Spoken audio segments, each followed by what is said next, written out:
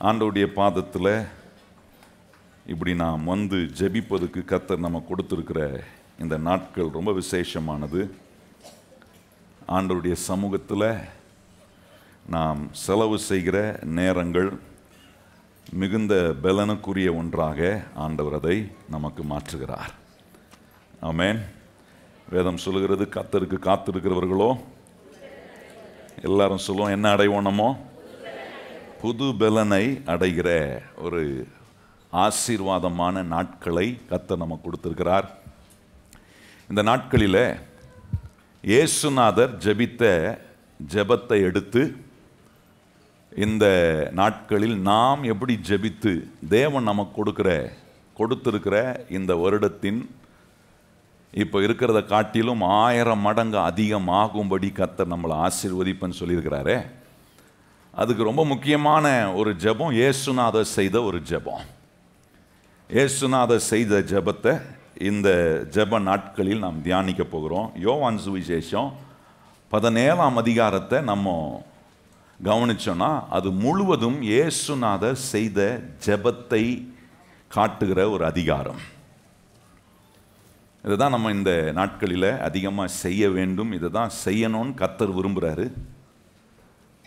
இந்த ஜெப நாட்களில் இயேசுவை போல ஜெபிக்க நம்ம கற்றுக்கொள்வோன்னா, இயேசு எல்லாவற்றின் மேலும் வெற்றி சிறந்து ஆளுகை செய்தது போல நம்மையும் வெற்றி சிறக்க வைத்து எல்லாவற்றையும் ஆளுகிறவர்களாய் கர்த்தர் நம்மை மாற்றுவார். எத்தனை பேர் கரம் உயர்த்தி சொல்கிறீங்க, வெற்றி சிறந்து ஆளுகிறவர்களாய் கர்த்தர் மாற்றுகிறார்? இந்த வார்த்தையை சொல்லுங்க, வெற்றி சிறந்து ஆளுகிறவர்களாய் கர்த்தர் நம்மை மாற்றுங்க. அது எப்படி வரும்? இயேசுநாதர் ஜெபித்த மாதிரி நம்ம ஜெபித்தா தான் வரும். இயேசுநாதர் எப்படிலாம் ஜெபம் பண்ணார் அப்படின்றது தான் இன்றைக்கு ஒவ்வொரு நாளும் நம்ம கவனிக்க போகிறோம். ஏறக்குறைய 21 தலைப்பின் கீழே இந்த ஜெப நாட்களில் நான் உங்களுக்கு ஜெபமாக சில வார்த்தைகளை சொல்லி அப்படியே நடத்த போகிறேன்.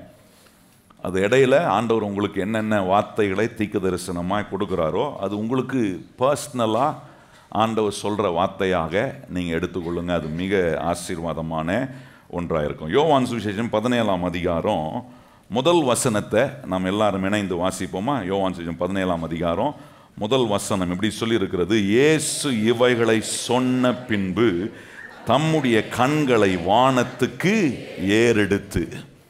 நல்லா கவனிச்சு பாருங்க, இயேசுநாதர் இவைகளை சொன்ன பிறகு இந்த ஜெப நாட்களில் நிறைய ஜெபத்தை எப்படி செய்யணும், எப்படிப்பட்ட ஜெபத்துக்கு தேவன் பதில் கொடுக்கிறார், எப்படி தேவன் இந்த தேவ வசனத்தை உபயோகப்படுத்தி அவர் ஜெபித்தார். ஏன்னா வேத வசனம் சொல்லுகிறது, மனுஷன் வெறும் அப்பத்தினால் மாத்திரமல்ல தேவனுடைய வாயிலிருந்து புறப்படும் ஒவ்வொரு வார்த்தைனாலும், சொல்லுங்க ஒவ்வொரு, ஏன்னா அந்த வசனம் ரொம்ப அருமையாக, ஒவ்வொரு வார்த்தையும் வாயிலிருந்து வருகிற தேவனுடைய ஒவ்வொரு வார்த்தைனாலும் நம்மால் பிழைக்க முடியும். கையை வச்சு சொல்லுங்க, நம்மால் என்ன செய்ய முடியும்? பிழைக்க முடியும். இங்கே ஆண்டவர் இயேசு கிறிஸ்து இந்த 17ஆம் அதிகாரத்தில் பல ஜெபத்தின் முறைமைகளையும் முக்கியத்துவத்தையும் இங்கே சொல்கிறார். எல்லா மதங்களிலும் நீங்கள் கவனிச்சிங்கன்னா இந்த பிரார்த்தனை அப்படின்றது எல்லாரும் ஒவ்வொரு விதமாய் செய்கிறார்கள். கிறிஸ்தவ மக்கள் நாம் ஜெபம் செய்கிறோம். அந்த ஜெபத்தை எதன் அடிப்படையில் செய்கிறோம் என்று சொன்னால், நமக்கு தேவன் கொடுத்திருக்கிற இந்த சத்திய வசனங்களை ஆதாரமாய் வைத்து இப்படி இயேசுநாதர் எப்படிலாம் ஜெபித்தார் என்பதை அறிந்து நாம் ஜெபிப்பதுக்கு நாம் முயற்சி செய்யும் போது ஒவ்வொரு நாளும் இந்த ஜெப முறைகளை தேவன் வைத்திருக்கும் இந்த அற்புதமான ஜெப முறையான வழிகளை நம்முடைய வாழ்க்கையில் சொல்லி ஜெபிக்கும் போது ஒவ்வொரு காரியத்திலும் கர்த்தர் நம்மை பிழைப்பூட்டக்கூடிய வல்லமை உள்ள தேவனாயிருக்கிறார். எத்தனை பேர் நம்புறீங்க கர்த்தர் நம்மளை பிழைப்பூட்டுவாரா? கையை உயர்த்தி சொல்லுங்க, நான் ஜெபித்தா கர்த்தர் என்ன பிழைப்பூட்டுகிறவராய் இருக்கிறார், என் ஜெபம் கேட்கப்படும். எத்தனை பேர் நம்புறீங்க என்னுடைய ஜெபம்? இயேசுநாதர் பண்ண ஜெபத்தை பிதா கேட்டாரா இல்லையா? மறுப்பே சொல்லலை. இன்னைக்கு நிறைய கிறிஸ்தவனுடைய ஜெபம் மறுக்கப்படுகிறது, பதில் வரமாட்டுது. அதனால சோர்ந்து போயிடுறாங்க. ஜெபிக்கிறதுனுடைய அனுபவத்தை, அந்த சுவாரஸ்யத்தை அவர்கள் இழந்து விடுகிறார்கள். கிறிஸ்தவ மக்கள் கர்த்தர் நமக்கு காட்டின ஜெப வழிகளை நாம் பின்பற்றும் போது மேலான விளைவுகளை நம்முடைய வாழ்க்கையில் நாம் அனுபவிக்க ஆண்டவர் இயேசு கிறிஸ்து நமக்கு மிகவும் உதவி செய்யக்கூடிய அற்புதமான ஆண்டவராக இருக்கிறார். இங்கே கவனிச்சு பாருங்க, ஆண்டவர் எப்படியெல்லாம் ஜெபித்தாரு, அவருடைய வழிகளை நாம் பின்பற்ற பொதுவான விதத்தில் ஜெபத்தை எப்படி செய்யலாம் அப்படின்றத காண்பித்து, அதுக்கு பிறகு இங்கே இயேசுநாதர் சொன்ன வார்த்தை, இவைகளை சொன்ன பின்பு தம்முடைய கண்களை வானத்துக்கு ஏறெடுத்து ஜெபிப்பதில் இது ஒரு முறை. நம்முடைய கண்களை வானத்துக்கு நேராக ஏறெடுப்பது இந்த ஜெபத்தில் இருக்கிற ஒரு முறை. இந்த கண்களை ஏறெடுக்கும் போது எப்படிப்பட்ட நோக்கங்கள், எப்படிப்பட்ட யோசனைகள் நமக்கு இருக்க வேண்டும் என்பதை ரொம்ப அற்புதமாக ஆண்டவர் இங்கே காட்டுகிற சில காரியங்களை நான் உங்களுக்கு எடுத்து உங்களுக்கு சொல்ல விரும்புகிறேன். அதை வைத்து நாம் ஒவ்வொரு நாளும் ஜெபிக்கணும். இந்த ஜெபத்துக்கு வந்தேன், நான் பெரிய ஜெபம் செஞ்சு முடிச்சிட்டேன், 21 நாள், ஏன்னா 21 தடவை வந்து நான் ஜெபம் பண்ணிட்டேன், பெரிய ஜெபம் இந்த வருஷம் செஞ்சிட்டேன் அப்படின்றதுக்காக இந்த ஜெபத்தை கர்த்தர் வைக்கல.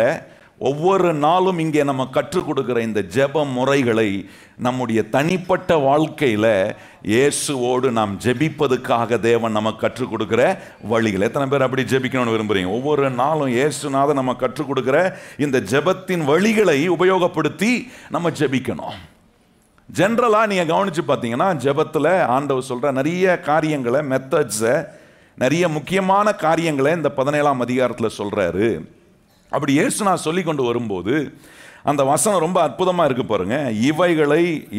இவைகளை சொன்ன பின்பு, இவைகளை சொன்ன பின்புனா ஜெபிப்பதுக்கு முன்பாக இயேசுநாதர் அங்கே பிரசங்கம் பண்ணுகிறதை நம்ம கவனிக்கிறோம். நீங்கள் விசேஷமாக யோவான் சுவிசேஷம் 14ஆம் அதிகாரம், 15ஆம் அதிகாரம், 16ஆம் அதிகாரத்தில் கவனிச்சிங்கன்னா இயேசுநாதர் ஜனங்களுக்கு பிரசங்கம் பண்ணுகிறார். தேவனை குறித்து, தேவனுடைய ராஜ்யத்தை குறித்து பல காரியங்களை பிரசங்கம் பண்றார். 14ஆம் அதிகாரத்தில் இயேசுநாதர் என்ன பிரசங்கம் பண்ணுகிறார்? ஜனங்களுக்கு உங்கள் இருதயம் கலங்காமல் இருப்பதாக அப்படின்னு சொல்றார். என்னிடத்துல விசுவாசமாய் இருங்கள் என்று சொல்றார். 15ஆம் அதிகாரத்தில் சொல்றார், நானே திராட்சை கொடியா இருக்கிறேன், நீங்கள் செடிகளாக இருக்கிறீர்கள், என்னால் அன்றி உங்களால் என்ன செய்ய முடியாது, ஒன்றும் செய்ய முடியாதுன்னு 15ஆம் அதிகாரத்தில் சொல்றார். 16ஆம் அதிகாரத்தில் வரும்போது இதெல்லாம் பிரசங்கம் பண்றார் ஜனங்களுக்கு. நீங்க கவனிக்கணும், இதை இயேசுநாதர் இதெல்லாம் சொல்லி ஜனங்களுக்கு பிரசங்கம். 16ஆம் அதிகாரத்தில் சொல்றார், நான் போய் உங்களுக்கு ஒரு தேற்றவாளனை அனுப்புவேன், அந்த தேற்றவாளர் என்ன செய்வார், உங்களை எல்லா சத்தியங்களிலும் போதித்து உங்களை அவர் நடத்துவார் என்பதை சொல்றார். இதுதான் இங்க நம்ம கவனிக்கிறோம். ஜெபத்துல ஒரு முறை இயேசுநாதர் என்ன பண்றாருன்னா, ஜனங்களுக்கு போதிக்கிறது மாத்திரம் இல்ல, போதித்த இயேசுநாதர் இந்த ஜனங்களுக்காக அவர் ஜெபம் செய்கிறார். பிதாவிடத்துல இந்த ஜனங்களுக்காக அவர் ஜெபிக்கிறார். இது ஒரு ஜெப முறை. போதித்த பிறகு ஆண்டவர் என்ன செய்கிறார்னா, போதித்த ஜனங்களுக்காக பிதாவிடத்துல நோக்கி அவர் ஜெபம் செய்கிறார். இன்னொரு வகையான ஜெபத்தை ஆண்டவர் செய்கிறார். அங்கே எப்படி செய்கிறார்னா, நீங்கள் 13ஆம் அதிகாரத்தில் கவனிச்சிங்கன்னா, பஸ்கா ஆசரிப்பை அவர்கள் அனுசரித்த பிறகு இயேசுநாதர் என்ன செய்கிறாரு, சீஷர்களுடைய கால்களை கழுவுகிறார். சீஷர்களோடு அவர் உண்டாக்க விரும்புகிற அந்த அந்யோன்யம். பேதுரு சொல்றான், ஆண்டவரே நீர் என்னுடைய காலை கழுவலாம், நான் தகுதியில், அதெல்லாம் நீங்க செய்யக்கூடாது. ஆண்டவர் சொல்றாரு, நீ எனக்கு இடம் கொடுக்கவில்லை என்று சொன்னால் என்னிடத்தில் உனக்கு என்ன இல்லை, எந்த பங்குமே இல்லைன்னு சொல்றாரு.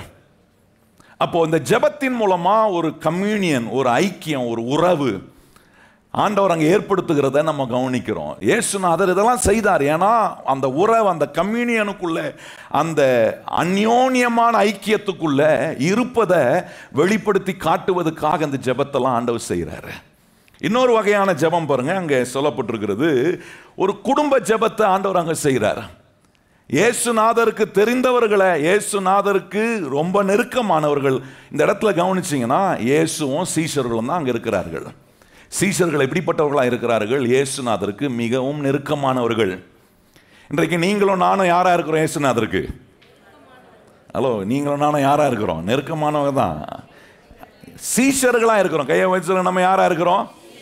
சீஷர்கள்லாம் என்ன? அவரை பின்பற்றுகிறவர்கள், அவரை சொல்றதெல்லாம் செய்கிறவங்க, அவரை நம்புறவங்க, அவரை தேடி வர, அவரோட கூடவே இருக்கிறவர்கள், அவரை இன்னொருவருக்கு சொல்லுகிறவர்கள். இப்போ இந்த சீஷர்களும் இயேசுநாதரோட வேற யாருமே இல்லை பாருங்க. கூட பிதா இருந்தார், ஆனால் பிசிக்கலாக நீங்கள் கவனிச்சிங்கன்னா இயேசுநாதரோட இந்த சீஷர்கள் தான் அதிகமாக இருந்தார்கள். அப்ப இந்த இயேசுநாதர் என்ன செய்கிறார்? அந்த சீஷர்களுக்காக அவர் யாருக்கெல்லாம் போதித்தாரோ அவர்கள் போதித்த அனைவருக்காகவும் அவர் ஒரு ஜெபம் பண்றார். அங்க ஒரு குடும்ப உறவை போல ஆண்டவர் அந்த ஜெபத்தை மாத்துறாரு பாருங்க. இதெல்லாம் ஆண்டவர் பொதுவாக ஜெபம் செய்யும் போது நமக்கு உண்டாகக்கூடிய ஒரு தொடர்புகள், தேவனோடு ஒரு அந்யோன்யம் நமக்கு உண்டாகிறது. தேவன் நமக்காக வேண்டுதல் செய்கிறார் என்பது நமக்கு அங்க தெரிகிறது. ஒரு குடும்பமா கர்த்தர் நம்மளை பார்க்கிறாரு. நாலாவது ரொம்ப விசேஷமா நீங்க கவனிச்சு பாருங்க. ஆண்டவர் சொல்றாரு, பிரிந்து போகிறதுக்கு முன்பாக, டிபார்ட் ஆகிறதுக்கு முன்னாடி சீஷர்களை விட்டு என்ன, அவர் ஒரு பலியாக மாறி சீஷர்களை விட்டு அவர் பிரிந்து போவதற்கு முன்பாக நீங்க கவனிச்சு பாருங்க, அவர்களோட ஒரு ஜெபம் செய்கிறார். இதெல்லாம் ரொம்ப அவசியமான காரியம். இதெல்லாம் அறிஞ்சுக்கிட்டாதான் வானத்தை நோக்கி, கண்களை வானத்துக்கு நேராக நோக்கி அவர் ஜெபம் பண்ணாருன்றது இப்பதான் புரியும் நமக்கு. நல்லா கவனித்து பாருங்க.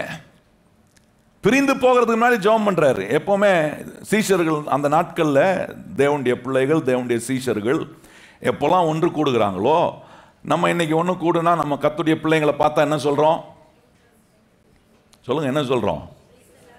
பிரைஸ் தி லார்ட் அப்படி சொல்றோமா இல்லையா? பிரைஸ் தி லார்ட் பாஸ்டர் அப்படின்றாங்க, praise the Lord sister, praise the Lord. அந்த நாட்களில் பிரைஸ் தி சொல்ல மாட்டாங்க, ஒன்றும் சொல்ல மாட்டாங்க, ஹாய் பாய்னு சொல்ல மாட்டாங்க. ஆனால் அவங்க என்ன சொல்லுவாங்கன்னா, தேவ பிள்ளைகள் கூடி வரும்போதெல்லாம், அந்த நாட்களில் வீட்டில் தானே கூடினாங்க, வீட்டில் கூடி வரும்போதெல்லாம் அவர்கள் என்ன சொல்லுவாங்கன்னா, கூடி வந்த உடனே இன்னொரு தேவ பிள்ளைய பார்த்த உடனே அவங்க சொல்கிற முதல் வார்த்தை என்னன்னா, மாரநாத்தா அப்படின்வாங்களாம். அப்படின்னா என்ன அர்த்தம்? இயேசு சீக்கிரமாய் வருகிறார் என்பது அர்த்தம். அதை தான் சொல்லுவார்கள். இயேசு நம்மளை விட்டு போயிருக்கிறார். அவரை பிரிந்து போவதற்கு முன்பாக இயேசுநாதர் செஞ்ச ஜெபத்தில் ஜனங்கள் கூடி வரும்போதெல்லாம் அவங்க என்ன செய்வாங்கன்னா, மாரநாத்தா. எனக்கு ஞாபகம் இருக்கு, அந்த நாட்களில் என்ன, எங்களுடைய பாட்டிமாலாம் அங்கே எங்கள் அம்மாச்சிலாம் ஜெபம் பண்ணும்போது எப்படி ஜெபம் பண்ணுவாங்கன்னா, ஜெபம் நல்லா பண்ணுவாங்க. அந்த ஜெபம் இறுதியில் வரும்போது, கர்த்தருக்கு சித்தமானால் நாங்கள் மறுபடியும் சந்திக்க எங்களுக்கு உதவி செய்யும். ஒருவேளை நாங்கள் சந்திப்பதற்கு முன்பாக உம்முடைய வருகை வந்து விட்டால் பரலோகத்திலாவது சந்திக்க எங்களுக்கு உதவி செய்யும். இன்னைக்கு யாரும் அப்படிலாம் ஜெபம் பண்றாங்க. அப்படிலாம் ஜெபம் பண்ணீங்கன்னா உங்களை அடுத்த முறை ஜெபம் பண்ண கூடவே, சொல்ல புரியுதா உங்களுக்கு? அடுத்த முறை உங்களை ஜெபம் பண்றதுக்கு என்ன பண்ண மாட்டாங்க? கூட மாட்டாங்க. இது சீக்கிரம் நமக்கு டிக்கெட் கொடுக்குற ஜெபமாகுது அப்படின்னு நினைச்சுப்பாங்க. ஆனால் அந்த நாட்களில் மாரநாத்தா அப்படின்னா எப்படி ஜெபம் பண்ணுவாங்க? ஆண்டவரே, இன்னைக்கு நாங்கள் சந்திக்க எங்களுக்கு வாய்ப்பு கொடுத்தீர், நாளைக்கு திருப்பியும் சந்திப்போமான்னு தெரியாது, ஒருவேளை சந்திப்பதுக்கு முன்பாக உம்முடைய வருகை இருந்தா ஆண்டவரே, நாங்கள் பரலோகத்தில் நிச்சயமாய் சந்திக்க எங்களுக்கு நீ உதவி செய்யும் என்று ஜெபித்தார்கள். அதுதான் இயேசுநாதர் அங்கே ஜெபிக்கிறார். இன்னொரு வகையான ஜெபத்தை ஆண்டவர் செய்கிறாரு. அவர் சீஷர்களுக்காக வேண்டுதல் செய்யும் போது, அவர் போதித்த ஜனங்களுக்காக அவர் வேண்டுதல் செய்யும் போது பிதாவிடத்தில் ஐந்தாவது அவர் செய்கிற ஒரு காரியம் என்னன்னா, அவர் எப்பொழுதுமே ஒரு ஆயத்த ஜெபத்தை ஆண்டவர் செய்கிறதாங்க பார்க்குறோம். ஆண்டவர் எந்த செய்தாலுமே ஆயத்த ஜெபத்தை ரொம்ப முக்கியப்படுத்துவார். நெகேமியாவை எடுத்து பாருங்க. நெகேமியா சொல்லுகிறார், பரலோகத்தில் இருக்கிற தேவன் இந்த காரியத்தை என்ன செய்கிறார்?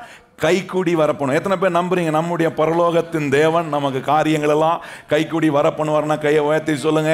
என்னுடைய பரலோக பிதா எனக்கு எல்லா காரியங்களையும் என்ன செய்வார்? நல்லா கொஞ்ச நேரம் வாயத்திலும் சொல்லுங்க. பரலோக பிதா எனக்கு எல்லா காரியங்களையும் என்ன செய்கிறார்?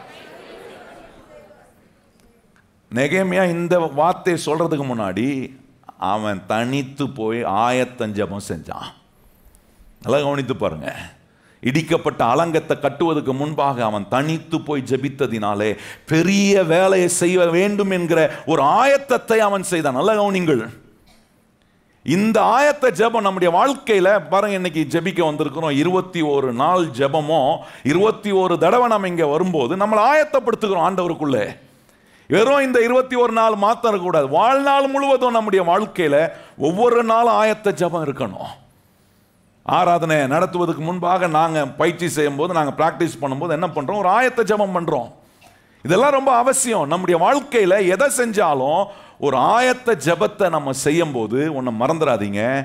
ஜெபிக்கிற ஒரு மனுஷன், ஆயத்தம் ஜெபம் செய்கிற ஒரு மனுஷன் எப்படி இருப்பானா, அவன் வல்லமை உள்ள ஒரு மனுஷனா கர்த்தர் வைப்பார். அவனை கொண்டு பெரிய காரியங்களை கர்த்தரால செய்ய முடியும். எத்தனை பேர் நம்புறீங்க? இந்த ஆயத்தம் ஜெபம் பண்ணுறவங்க பாருங்க ரொம்ப நிச்சயமாக இருப்பாங்க, ரொம்ப கான்ஃபிடென்ட்டாக இருப்பாங்க. அவங்களுக்கு தெரியும் கர்த்தர் பரலோகத்தில் இருக்கிற தேவன் காரியத்தை கைகூடி வரப்பண்ணுவார். சிலர்லாம் பாருங்கள், சோர்வாக இருக்கும்போது, ஒரு மாதிரி துவண்டு போயிருக்கும்போது சிலர் நம்ம மட்டும் சொல்லுவாங்க, கவலைப்படாதீங்க, நிச்சயமாக நடக்குங்க, கர்த்தர் கைவிட மாட்டார், நிச்சயமாக ஆண்டவர் செய்வார், நம்பிக்கையாக இருங்க அப்படின்னு சொல்லுவாங்க. மனுஷனால் அவ்வளோதான் சொல்ல முடியும். ஆனால் நான் ஆண்டவருடைய சமூகத்தில் ஆயத்தமாக நான் என்னை ஒப்பு கொடுக்கும்போது ஆண்டவர் நம்பிக்கையாக இருப்பான், நான் உனக்கு செய்வேன்னு சொல்ல மாட்டார். ஆண்டவர் சொல்லுவார், நிச்சயமாக பரலோகத்தில் இருக்கிற தேவன் காரியத்தை கைகூடி வரப்பண்ணுவார். கையை உயர்த்தி சொல்லுங்க, நிச்சயமாய் கர்த்தர் எனக்கு காரியத்தெல்லாம் வாய்க்க பண்ண அவர் வல்லவராக இருக்கிறார், சகலத்தையும் செய்ய அவர் வல்லவராக இருக்கிறார். கையை உயர்த்தி சொல்லுங்க, கர்த்தர் எப்படிப்பட்டவராக இருக்கிறாரு? இந்த ஆயத்த ஜெபத்தை செய்ய செய்ய கர்த்தர் உங்களை கொண்டு பெரிய பெரிய காரியங்களை செய்யும் போது, யோசனையில் பெரியவர் செயலில் வல்லவராய் இருக்கிற கர்த்தர் என்ன பண்றாருன்னா, உங்களை கொண்டு பெரிய காரியங்களை செய்வதற்கான ஆயத்தத்தை தேவன் ஏற்படுத்துறார். இந்த நாட்களில் நம்மளை ஆண்டவர் ஆயத்தப்படுத்துறானா, ஒன்றை மறந்துடாதீங்க, நம்மளை கொண்டு பெரிய காரியத்தை செய்வதற்காக. எத்தனை பேர் கையை உயர்த்தி சொல்றீங்க, ஆண்டவரே இந்த 21 முறையும் நான் இந்த தேவ சமூகத்தில் ஜெபிக்கும் போது நான் கர்த்தருக்கு முன்பாக என்னை ஆயத்தப்படுத்துறேன். ஏன்னா எனக்கு தெரியாது, வரக்கூடிய நாட்களில் கர்த்தர் நம் ஒவ்வொருவரையும் கொண்டு பெரிய காரியங்களை செய்ய அவர் வல்லவராக இருக்க. எத்தனை பேர் கையை உயர்த்தி சொல்றீங்க, ஆண்டவரே என்னை கொண்டு என் குடும்பத்தில், நான் வேலை செய்கிற இடத்துல என்னை எங்கெல்லாம் கொண்டு போகிறீரோ அங்கெல்லாம் கர்த்தருக்காக பெரிய காரியங்களை செய்ய தேவன் என்ன செய்கிறாரு? ஆயத்தம் பண்ணக்கூடிய ஜெபத்தை இயேசுநாதர் செய்தது போல நம்மளை செய்ய வைக்கிறார். ஜெபம் நம்மளை வல்லமை உள்ளவர்கள் ஆக்கும். பக்கத்தில் பார்த்து சொல்லுங்க, ஜெபம் நம்மளை என்ன ஆக்கும்? இன்னைக்கு வீக்காக வந்திருக்கலாம், ஆனால் இந்த ஜெபம் நம்மளை பவர்ஃபுல்லான ஆட்களாக கர்த்தர் மாற்றுவார். கையை உயர்த்தி சொல்லுங்க, கர்த்தர் நம்மளை என்ன ஆக்குறாரு? பவர்ஃபுல்லான வல்லமை உள்ளவர்களாய் கர்த்தர் நாம மாற்றுறார். இன்னொரு வகையான ஜெபத்தை பொதுவான விதத்தில் இயேசுநாதர் செய்ததை நம்ம கவனிக்கும் போது, இயேசுநாதர் எப்பொழுதுமே பரிந்து பேசும் ஜெபத்தை செய்கிறார். நல்லா கவனித்து பாருங்க. கிறிஸ்தவர்களாக இருக்கிற நம்மிடத்தில் கண்டிப்பாக இருக்க வேண்டிய ஒரு ஜெபம் என்னன்னா, இன்னொருவருக்காக பரிந்து பேசுகிற ஜெபம். கையை வைத்து சொல்லுங்க, ஆண்டவரே நான் இன்னொருவருக்காக பரிந்து பேசுகிற ஜெபத்தை செய்யணும். நல்ல வாயத்திறந்து சொல்லுங்க, ஆண்டவரே நான் இன்னொருவருக்காக என்ன பண்றேன்? பரிந்து பேசுகிற ஜெபத்தை செய்கிறேன். பாருங்க, நீங்க கவனிச்சு பாருங்க, இயேசுநாதர் செய்கிறார்.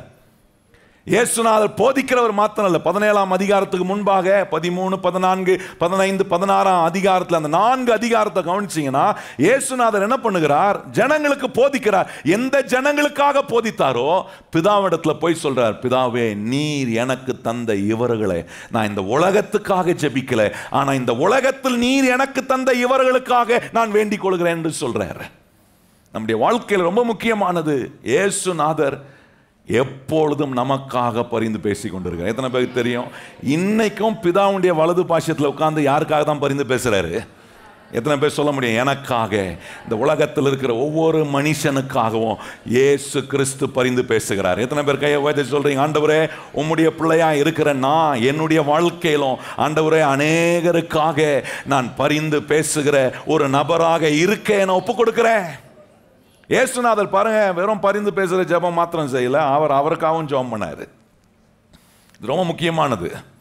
சிலர் என்ன சொல்லுவாங்க, நான் உங்களுக்காக கண்ணீரோட ஜெபம் பண்றேங்க, எனக்கு ஜெபம் பண்றதுக்கு இந்த மாதிரி ரீல்லாம் விடக்கூடாது. நான் சொல்றது புரியுதா உங்களுக்கு?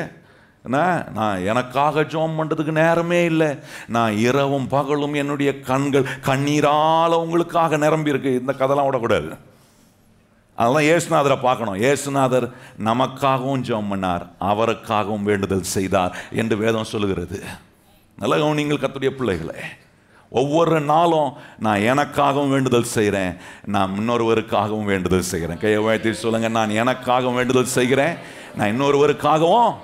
சபையின் போதகராக இருக்கிறோம் பாருங்க, நாங்கள் குடும்பமாக என்ன செய்கிறோம்னா, நாங்கள் உங்களுக்காக கர்த்தரிடத்தில் பரிந்து பேசுகிறோம். ஒவ்வொரு வாரமும் வருகிற ஜனங்களுக்காக கர்த்தரிடத்தில் பரிந்து பேசுகிறோம். ஆண்டவரே நீ சொன்ன வார்த்தை அவர்களுக்கு நான் சொல்லியிருக்கிறேன், கேட்டிருக்கிறார்கள், அந்த வார்த்தை அவர்களுக்குள்ள வேலை செய்ய நீர் உம்முடைய பராமரிப்புக்குள்ள வைத்து ஆண்டவரே வந்த ஒவ்வொரு ஜனங்களையும் ஒவ்வொரு குடும்பத்தையும் நீர் ஆசீர்வதிக்க வேண்டும் என்று ஜெபம் பண்ணிட்டு, எனக்காக நான் ஜெபம் பண்ணலன்னா என்ன ஆகுறது? நல்லா கவனிச்சு பாருங்க, ரெண்டுமே முக்கியம்.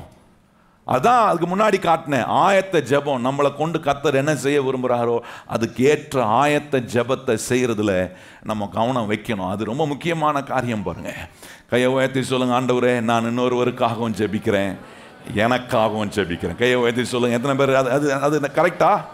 அது நல்லது தானா? எத்தனை பேர் நினைக்கிறீங்க அது நல்ல ஒரு ஜெபம் தான் அப்படின்னு நினைக்கிறோம்? கையை உயர்த்தி சொல்லுங்க, ஆண்டவரே நான் இன்னொருவருக்காக பரிந்து பேசியும் ஜெபிக்கிறேன், எனக்காக உம்மிடத்துல நான் வேண்டுதல் செய்கிறேன். இன்னொரு காரியம் பாருங்க, பிரேயர் ஆஃப் ப்ரொக்ளமேஷன் ரொம்ப முக்கியம். ஜெபத்தில் நாம் அறிக்கை செய்கிறதும் அறிவித்தலும் ரொம்ப முக்கியமானது. மார்க் 11ஆம் அதிகாரத்தில் கவனிச்சீங்கன்னா ஆண்டவர் சொல்றார், எவன் ஆகிலும் அந்த மலையை பார்த்து பேர்ந்து போவோம் என்று சொல்லி தன் இருதயத்தில் சந்தேகப்படாமல் விசுவாசித்தால் அவன் சொன்னபடியே அவனுக்கு ஆகும். இது என்ன? அறிக்கை. தேவனுடைய வல்லமையை அறிக்கை பண்றேன்.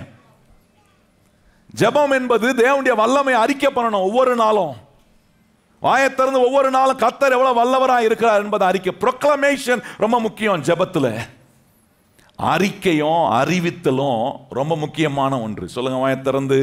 அறிக்கையும், தேவனை குறித்த அறிக்கையும் தேவனை குறித்த அறிவித்தலும் ரொம்ப முக்கியமானது ஜெபத்தில். இந்த மாதிரி ஜெபம் பண்ணீங்கன்னா ஜெபம் புலம்பலா இருக்காது. நம்முடைய ஜெபம் ரொம்ப வல்லமையான ஜெபமாக இருக்கும். நம்மளை ஆண்டவர் செய்ய விரும்புகிற பெரிய பெரிய காரியங்களை செய்வதற்கான அற்புதமான ஆயத்தத்துக்குள்ள கர்த்தர் நம்மை உருவாக்கி நடத்துகிற தேவனாக இருக்கிறார். இப்போ அறிவித்தல் என்ன? இயேசுநாதர் கொந்தளிக்கிற கடல் மேல எழும்பி நின்று சொல்றார், இறையாதே, அமைதியாயிரு. இது அறிவித்தல்.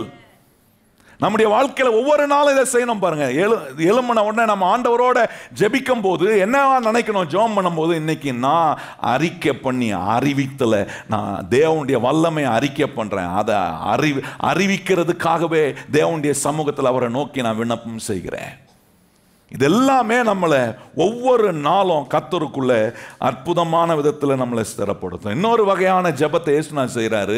அந்த ஜெபம் என்னன்னா, நோக்கத்தோடு அவர் ஜெபிக்கிறார், தேவ திட்டத்தை அறிந்து ஜெபிக்கிறார், தேவ செயல்முறையை அறிந்து ஜெபிக்கிறார். கையை உயர்த்தி சொல்லுங்க, தேவ நோக்கத்தை அறிந்து ஜெபிக்கணும், தேவ சித்தத்தை அறிந்து ஜெபிக்கணும், தேவ செயல்முறையை அறிந்து ஜெபிக்கணும். கையை உயர்த்தி சொல்லுங்க, ஆண்டவரே தேவ சித்தத்தை அறிந்து நான் ஜெபிக்கிறேன், தேவ நோக்கத்தை அறிந்து நான் ஜெபிக்கிறேன், தேவ செயல்முறைகளை அறிந்து நான் என்ன பண்ண வேண்டும்? ஏன்னா தேவனுடைய ஆசீர்வாதங்கள் எல்லாமே தெய்வீகமான முறையிலும் தெய்வீகமான வழியில தான் எனக்கு கிடைக்கும். சும்மா வந்துடாது. அதுதான் தேவ நோக்கத்துக்கு நேராக ஜெபிக்கிறேன், தேவ சித்தத்தை அறிந்து ஜெபிக்கிறேன். வேதம் சொல்லுகிறது, தேவ சித்தத்தின்படி நாம் எதையாவது அவரிடத்துல கேட்போமானால் நாம் கேட்கிறதை நாம் பெற்றுக்கொள்வோம் என்கிற தைரியம் நமக்கு உண்டாகும் என்று வேதம் சொல்லுது. எத்தனை பேருக்கு தெரியும், ஆண்டவரிடத்துல அவர் வைத்திருக்கிற நோக்கத்துக்கு நேராக, அவர் என் வாழ்க்கையில செய்ய விரும்புகிற சித்தத்துக்கு நேராக, அவர் என்ன விதத்தில் என் வாழ்க்கைக்குள்ள அவர் செயல்முறையை செய்யணும்னு விரும்புகிறாரோ அந்த ப்ரொசீஜர் படி நான் கர்த்தருக்கு இடம் கொடுத்தா நான் வேண்டிக் கொள்கிறதை கர்த்தர் எனக்கு செய்ய வல்லவராக இருக்கிறார். கையை உயர்த்தி சொல்லுங்க, ஆண்டவரே இப்படிப்பட்ட விதத்தில் நம்ம ஜெபிக்கும் போது, நான் சொல்றேன் கர்த்தருடைய பிள்ளைகளே, உங்க ஜெபம் ஒரு நாளும் வீண் போகாது. ஒவ்வொரு முறை நீங்க ஜெபம் பண்ணும்போது பதிலை பெற்றுக்கொள்கிற ஜெபமாய் மாறும். கையை உயர்த்தி சொல்லுங்க, என்னுடைய ஜெபம் எப்படி இருக்கும்? பதிலை பெற்றுக்கொள்கிற ஜெபமாய் மாறும். தேவ வாக்குத்தத்தங்களை அனுபவிப்பீங்க, தேவ ஆசீர்வாதங்களை அனுபவிப்பீங்க. இதெல்லாம் கர்த்தர் நமக்கு கொடுக்கிற மிக ஆசீர்வாதமான காரியங்கள். இன்னொரு வகை பாருங்க, ரொம்ப முக்கியமானது. அது சொல்றாரு, அடுத்தது பிரேயர் ஆஃப் பேஷன். இது எப்படின்னா சொல்றாரு, வாஞ்சையும் விருப்பமும் நேச வைராக்கியத்தோடு ஜெபிக்கிற ஜெபம். இயேசுநாதர்ட்ட பாருங்க, இந்த ஒரு நேசமோ வாஞ்சையும் அந்த நேச வைராக்கியமும் அவருக்கு இருந்துச்சு. பிதாவிடத்தில் அவர் ஜெபிக்கும் போது, நமக்காக அவர் ஜெபிக்கும் போது எப்படி ஜெபிக்கிறார்? சும்மா ஏதோ தானம் ஜெபிக்கல, வாஞ்சையோட நேசத்தோட வைராக்கியத்தோட ஆண்டவர் ஜெபம் பண்றாரு. இது ரொம்ப முக்கியமானது. பாருங்க, ஜெபத்தில் ஆண்டவர் இயேசு செய்த ஜெப வழிகளை, ஜெப முறைகளை நம்ம கை கொள்வோம்னா நம்முடைய ஜெபம் ஒரு நாளும் விருப்பமற்ற ஜெபமாக இருக்காது. ஒவ்வொரு நாளும் நான் ஜெபிக்கும் போது வாஞ்சையோடு கர்த்தரை நோக்கி கூப்பிட்றேன். எத்தனை பேர் இன்னைக்கு வாஞ்சையோடு வந்திருக்கிறோம் பார்த்தீங்களா? எத்தனை பேர் வாஞ்சையோடு வந்திருக்கிறீங்க? வாஞ்சையோடு வந்தவங்களாம் கையை உயர்த்தி சொல்லுங்க, ஆண்டவரே இன்னைக்கு வாஞ்சையோடு உம்முடைய பாதத்தை தேடி வந்திருக்கிறேன். ஆண்டவரே உண்மையில உள்ள வைராக்கியத்தினால வந்திருக்கிறேன். உங்க மேல எனக்கு இருக்கிற விருப்பத்தினால நான் என்ன பண்ணியிருக்கிறேன்? தேவ சமூகத்துக்கு வந்திருக்கிறோம். பாருங்க, இப்படிப்பட்ட ஜெபங்கள் ஆண்டவர் சொல்ற நிச்சயமா பதில் உள்ள ஜெபமாய் மாறும். எவ்வளவு அற்புதமான ஒன்று பாருங்க. இப்படி நேசத்தோட, பாசத்தோட, நேச வைராக்கியத்தோட, விருப்பத்தோட ஜெபிக்கும் போது நான் சொல்றேன், நம்முடைய ஜெபம் மிக இனிமையான ஒன்றாக, நம்முடைய வாழ்க்கைக்குள்ள ரொம்ப அனுபவமான அருமையான ஒரு நேரமாய் கர்த்தர் நமக்கு மாற்றுவார். இன்னைக்கு ஜெபிக்கிற அந்த ஜெப நேரங்கள் நம்முடைய வாழ்க்கையில எவ்வளவு நேரம் போதனே தெரியாது. ஏன்னா இயேசுநாதர் ஜெபித்தது போல வாஞ்சையோட, விருப்பத்தோட, நேச வைராக்கியத்தோட, prayer of passion நமக்கு வரணும். நல்லா கவனிங்க, கிறிஸ்தவ மக்களுக்கு ஏன் இந்த நாட்கள் ஆண்டவர் இதை எடுத்து நமக்கு சொல்றாருன்னா, ஆண்டவர் சொல்றாரு, நான் ஜெபித்தது போல என்னுடைய பிள்ளைகள் ஜெபிக்கணும். கையை உயர்த்தி சொல்லுங்க, ஆண்டவரே இயேசுவே, நீர் ஜெபித்தது போல ஒவ்வொரு நாளும் நான் ஜெபிக்கணும். அந்த வைராக்கியத்தோட சொல்லுங்க, வாயை திறந்து, அந்த வாஞ்சையோட, அந்த விருப்பத்தோட நான் ஜெபிக்கும் போது காரியங்கள்லாம் அற்புதமாய் மாறும். இந்த நேசம், வைராக்கியம், வைராக்கியத்தோட, விருப்பத்தோட, வாஞ்சையோட ஜெபம் பண்ணும்போது நம்ம நல்ல செந்தமிழ்ல நம்ம ஜெபம் பண்றோமெல்லாம் ஆண்டவர் பார்க்க மாட்டார். சுத்த தமிழ்ல ஜெபம் பண்றியா, ஆண்டவர் அப்படிலாம் பார்க்க மாட்டார். உன் டோன் எப்படி இருக்கு, எப்படி உன் குரலை வச்சு ஜெபம் பண்ற, கணீர்னு குரலா இல்லை ஒரு மாதிரி அழுகுனிய குரலா, அப்படிலாம் கிடையாது. இந்த நேச வைராக்கியம், வாஞ்ச விருப்பம் வந்துடுச்சுன்னா, நான் கேட்குறேன், ஏன்னா பெற்றோராக இருக்கிறீங்க, உங்கள் பிள்ளைக்கு 102 டிகிரி ஜுரம் அடிக்குதுன்னு வச்சிங்க, நீங்கள் எப்படி ஜெபம் பண்ணுவீங்க? சுத்த தமிழில் ஜெபம் பண்ணுவீங்களா? பரலோகத்தில் இருக்கிற எங்கள் பரமபிதாவே, 7 குத்து விளக்கின் மத்தியில் உட்கார்ந்து இருக்கிற எங்கள் தேவனே, அப்படி ஜெபம் பண்ணுவீங்களா? நீங்கள் அப்படி ஜெபம் பண்ணது உங்கள் பிள்ளை கேட்டான்னு வைங்களேன், அவன் சொல்ல, நீ என்னப்பா நான் சாகணுன்ற முடிவில் ஜெபம் பண்ணுறியா, என்னை சுகமாக்கணும், ஆண்டவர் சுகமாக்கணும்னுக்காக ஜெபம் பண்ணுறியா? என்னன்னு ஜெபம் பண்ணுவான்? அப்பா, ஏசப்பா, உம்மால கூடாதது ஒன்றுமே இல்லை, என் பிள்ளைய இப்போ ஒரு நொடி பொழுதுல தொட்டு சுகமாக்க உம்மால. அது பாருங்க எப்படி ஒரு பேஷன், வாஞ்ச விருப்பத்தோட ஜெபம் பண்றேன், வைராக்கியத்தோட ஜெபம் பண்றேன். இதுதான் இயேசுநாதர் செஞ்சார். இப்படி விருப்பத்தோட, இப்படி உங்க மேல, என் மேல, இந்த உலகத்தில் இருக்கிற ஒவ்வொரு மனுஷன் மேல கர்த்தர் வச்ச விருப்பம், வாஞ்ச அந்த வைராக்கியத்தோட அவர் ஜெபித்ததுனால அவருடைய ஜெபத்தை பரலோக பிதா என்ன செய்ய முடியல? பதில் கொடுக்காம இருக்கவே முடியல. ஒவ்வொரு நாளும் பதில் கொடுத்தார். சொல்லுவாங்க, எனக்கு ஜெபிக்க தெரியல, அதனால நான் நிறைய ஜெப செமினாருக்கு போய் என்ன பண்றேன், ஜெபம் பண்ண கத்துக்கிறேன். நான் சொல்றேன், வாழ்க்கையில் 2 பிரச்சனை வந்தா போதும், ஜெபம் ஆட்டோமேட்டிக்காக வரும். சொல்லுங்க, வாயை திறந்து, வாழ்க்கையில் 2 பிரச்சனை அப்படியே ஒரு மாதிரி ஆக்கி உருக்குலைக்கும் பாருங்க. அப்படி வரும்போது உங்க குரல் வரும், பாப்பா ஏசப்பா, அதெல்லாம் யார் சொல்லி கொடுத்தா இப்படி எமோஷனலாக ஜெபம் பண்ணணும்? அந்த வருது, பிரச்சனையோட கூட எப்படி வந்துடுது? எமோஷன் வருது. ஆட்டோமேட்டிக்கா விருப்பம், வாஞ்ச, வைராக்கியம், நேச வைராக்கியத்தோட ஜெபம் பண்றேன். இந்த சூழ்நிலை மாறணும், இந்த பிரச்சனைகள் தீரணும், என் கஷ்டங்களை கர்த்தர் நான் மாற்றி என்னை விடுவிக்கணும், இதெல்லாம் அப்படியே பேஷனோட ஜெபம் பண்றேன். இதெல்லாம் ரொம்ப முக்கியம். பாருங்க, 9 காரியம் சொல்லியிருக்கிறேன், கவனிச்சு பாருங்க. 10வது சொல்றாரு, ஜெனரலான பிரேயருடைய முறைகளை உங்களுக்கு சொல்றேன். இதெல்லாம் இயேசுநாதர் அவருடைய ஜெபத்தில் அவர் உபயோகப்படுத்தின காரியங்கள். இப்படிலாம் ஜெபம் பண்ணியிருக்கிறார். அதனால தான் பரலோக பிதா என்ன செய்ய முடியலன்னா, அவருடைய ஜெபத்தை கேட்காம இருக்க முடியல. கேட்ட உடனே, இந்த இயேசுநாதர் ஜெபம் பண்ணின உடனே பரலோக பிதாவிடத்திலிருந்து உத்தரவு வருது. எவ்வளவு அற்புதமான, எவ்வளவு வல்லமையான ஒரு ஜெபத்தை ஆண்டவர் செய்கிறார். கவனிச்சுப்பார். கர்த்தருடைய பிள்ளைகளா இருக்கிற நம்மளே அப்படி வல்லமையான ஜெபத்தை செய்ய வைக்க தான் கர்த்தர் இந்த நாட்களில் நம்மளை ஜெபிக்கும்படி கர்த்தர் நம்மளை பலப்படுத்துறார். இந்த ஜெப நாட்கள் உங்களை வல்லமை உள்ளவர்களாக ஆக்கும். கையை வைத்து சொல்லுங்க, இந்த ஜெப நாட்கள் ஜெபிக்க, எப்படி ஜெபிக்கணும்னு கத்துக்கிறது என்னை வல்லமை உள்ளவனாய் மாற்றேன். எத்தனை பேர் வாயத்திறன்னு சொல்றீங்க, ஆண்டவரே நீ சொல்லுகிறபடி ஜெபிக்க நான் கற்றுக்கொள்ளும் போது என் ஜெபம் வல்லமை உள்ள ஜெபமா மாறுது. நான் என்ன வேண்டுதல் செய்கிறேனோ அதை என் பரலோக பிதா எனக்கு கொடுக்க வல்லவராக இருக்கிறேன். ஏன்னா நான் ஜெபிக்கிற முறை இயேசுநாதர் எப்படி ஜெபித்தாரோ அப்படி ஜெபிக்கிறேன். என் இஷ்டம் போல ஜெபிக்கல. 10வது அங்க ஜெனரலா சொல்ற 10வது காரியம் பார்த்தீங்கன்னா, பிரேயர் ஆஃப் லவ்விங் சரண்டர், அர்ப்பணிப்பின் ஜெபம். ரொம்ப முக்கியமானது. நம்முடைய வாழ்க்கையில இந்த ஜெபம், அர்ப்பணிப்போட ஜெபிக்கிற இந்த ஜெப முறைகள் இருக்கு பாருங்க. இயேசுநாதர் ஜெபிக்கும் போது இப்படி அர்ப்பணித்து ஜெபிக்கிறார். லவ்விங் சரண்டரோட ஆண்டவருடைய பாதத்தில், பரலோக பிதாவிடத்தில் நமக்காக அவர் வேண்டுதல் செய்தார். நீர் எங்களுக்கு கொடுத்த, நீர் எனக்கு தந்த இவர்கள், ஆண்டவரே நீரும் நானும் ஒன்றாய் இருக்கிறது போல இவர்கள் நம்மில் ஒன்றாய் இருக்கும்படி நான் வேண்டுதல் செய்கிறேன். என்ன லவ்விங் சரண்டர் பிரேயர், கொஞ்சம் யோசித்து பாருங்க. அர்ப்பணிப்பான ஜெபம். மரியாள் சொல்றா, நான் உம்முடைய அடிமை, உம்முடைய வார்த்தையின்படியே எனக்கு ஆக. அது என்ன அர்த்தம்? சரண்டர் பண்றேன். ஜெபம் என்றால் என்ன ஆண்டவருக்கு முற்றிலும் அன்பின் அடிப்படையில் சரண்டர் பண்றேன். கட்டாயத்தின் அடிப்படையில் ஒரு காரியத்தை வச்சுக்கிட்டு என்ன சரண்டர் பண்ணல. ஆண்டவரே என்னை முழுமையாய் நான் அர்ப்பணித்து ஜெபிக்கிறேன். எத்தனை பேர் கையை உயர்த்தி சொல்றீங்க, ஆண்டவரே இந்த ஜெப நாட்கள்ல என்னை முழுமையாய் அர்ப்பணித்து நான் ஜெபிக்கிறேன்? எத்தனை பேர் சொல்ல வரும்? அந்த வார்த்தைக்கு ஆழமான அர்த்தம் இருக்கு, சும்மா சொல்ல முடியாது. எல்லாரும் வாயத்திறந்து சொல்லுங்க, என்னை முழுமையாய் நான் அர்ப்பணித்து. எல்லா வாயிலும் அந்த வார்த்தை வரட்டும். ஆண்டவரே என்னை முழுமையாய் நான் அர்ப்பணித்து நான் ஜெபிக்கிறேன். நான் உம்முடைய அடிமை, உம்முடைய வார்த்தையின்படியே எனக்கு ஆகட்டும். சொல்லுங்க வாயை திறந்து, ஆண்டவரே நான் உம்முடைய பிள்ளை. சொல்லுங்க வாயை திறந்து, ஆண்டவரே நான் உம்முடைய பிள்ளை, உம்முடைய வார்த்தையின்படியே எனக்கு ஆக கடவது. எத்தனை பேர் நம்புறீங்க அது அப்படியே உங்களுக்கு நடக்கும்? நீங்க என்ன வேண்டிக் கொள்கிறீங்களோ அவருடைய வார்த்தையின்படியே உங்களுக்கு அதை அவர் செய்ய உண்மையும் வல்லமை உள்ள தேவனாக இருக்கிறார். 10 காரியங்களை உங்களுக்கு காண்பித்தேன். எப்படி இயேசுநாதர் போதித்த பிறகு அவர் வேண்டுதல் செய்தார் என்பதை காண்பித்தேன். ஜனங்களுக்கு போதிக்கிறவர் மாத்திரம் இல்லை, அந்த ஜனங்களுக்காக பிதாவிடத்தில் ஜெபம் பண்றவராக இருந்தார். பந்தி அந்த பஸ்கா பண்டிகை அவர் அனுசரிப்பதற்கு முன்பாக சீஷர்களுடைய கால்களை கழுவி அங்கே ஒரு அந்யோன்ய ஐக்கியத்தை அங்கே உண்டாக்குறார். இப்படி நிறைய காரியங்களை கவனித்தேன். 10 காரியங்களும் காண்பித்தேன். இந்த முறைகள் இயேசுநாதர் கையாடின ஜெபத்தில் அவர் உபயோகப்படுத்தின ஒவ்வொரு முக்கியமான காரியங்கள். இப்போ கவனிச்சு பாருங்க. இப்போ முதல் வசனத்துக்கு வருவோம். இப்போ யோவான் 17ஆம் அதிகாரம் முதல் வசனம் அங்கே சொல்லியிருக்கிறது, இயேசு இவைகளை சொன்ன பின்பு தம்முடைய கண்களை வானத்துக்கு ஏறெடுத்து. நல்லா கவனிங்க. இப்போ என்ன பண்றாரு இயேசுநாதர்? இப்படி ஜெபம் பண்ற இயேசுநாதர் தன் கண்களை எங்கே ஏறெடுக்கிறாரு? வானத்துக்கு நேராக ஏறெடுக்கிறார். ஜெபத்துல நிறைய அடையாளம் இருக்கு பாருங்க. தானியேல் கர்த்தருக்கு முன்பாக முழங்கால் பண்ணி அவன் செய்தானா?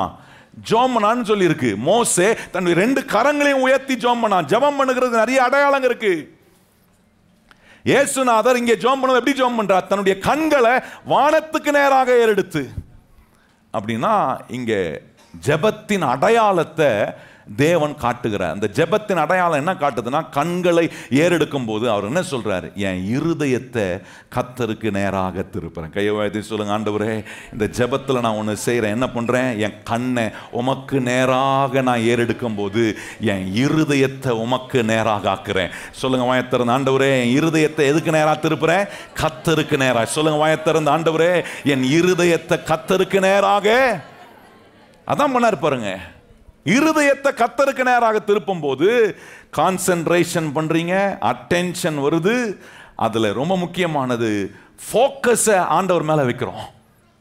நம்முடைய கான்சென்ட்ரேஷன் எல்லாம் எங்க வருதுன்னா, நம்முடைய இருதயத்தை கர்த்தருக்கு நேராக நீங்க திருப்பும் போது என்ன ஆகுதுன்னா, உங்களுடைய முழு கான்சென்ட்ரேஷனையும் ஆண்டவருக்கு நேராக வைக்கிறீங்க. சங்கீதக்காரன் சொல்றான், எனக்கு ஒத்தாசை வரும் பர்வதத்துக்கு நேராய் என் கண்களை. கான்சென்ட்ரேஷன் எங்க போது பாருங்க, அவனுடைய கவனம் எங்க போது பாருங்க, அவனுடைய ஃபோக்கஸ் எங்க போது பாருங்க, அவனுடைய அட்டென்ஷன் எங்க போது பாருங்க. இயேசு கண்களை ஏறெடுக்கும் போது அவர் என்ன செய்ய? அவருடைய இருதயத்தை பிதாவுக்கு நேராக திருப்புறார். ஏற்கனவே ஆல்ரெடி இஸ் கனெக்டட் தான்.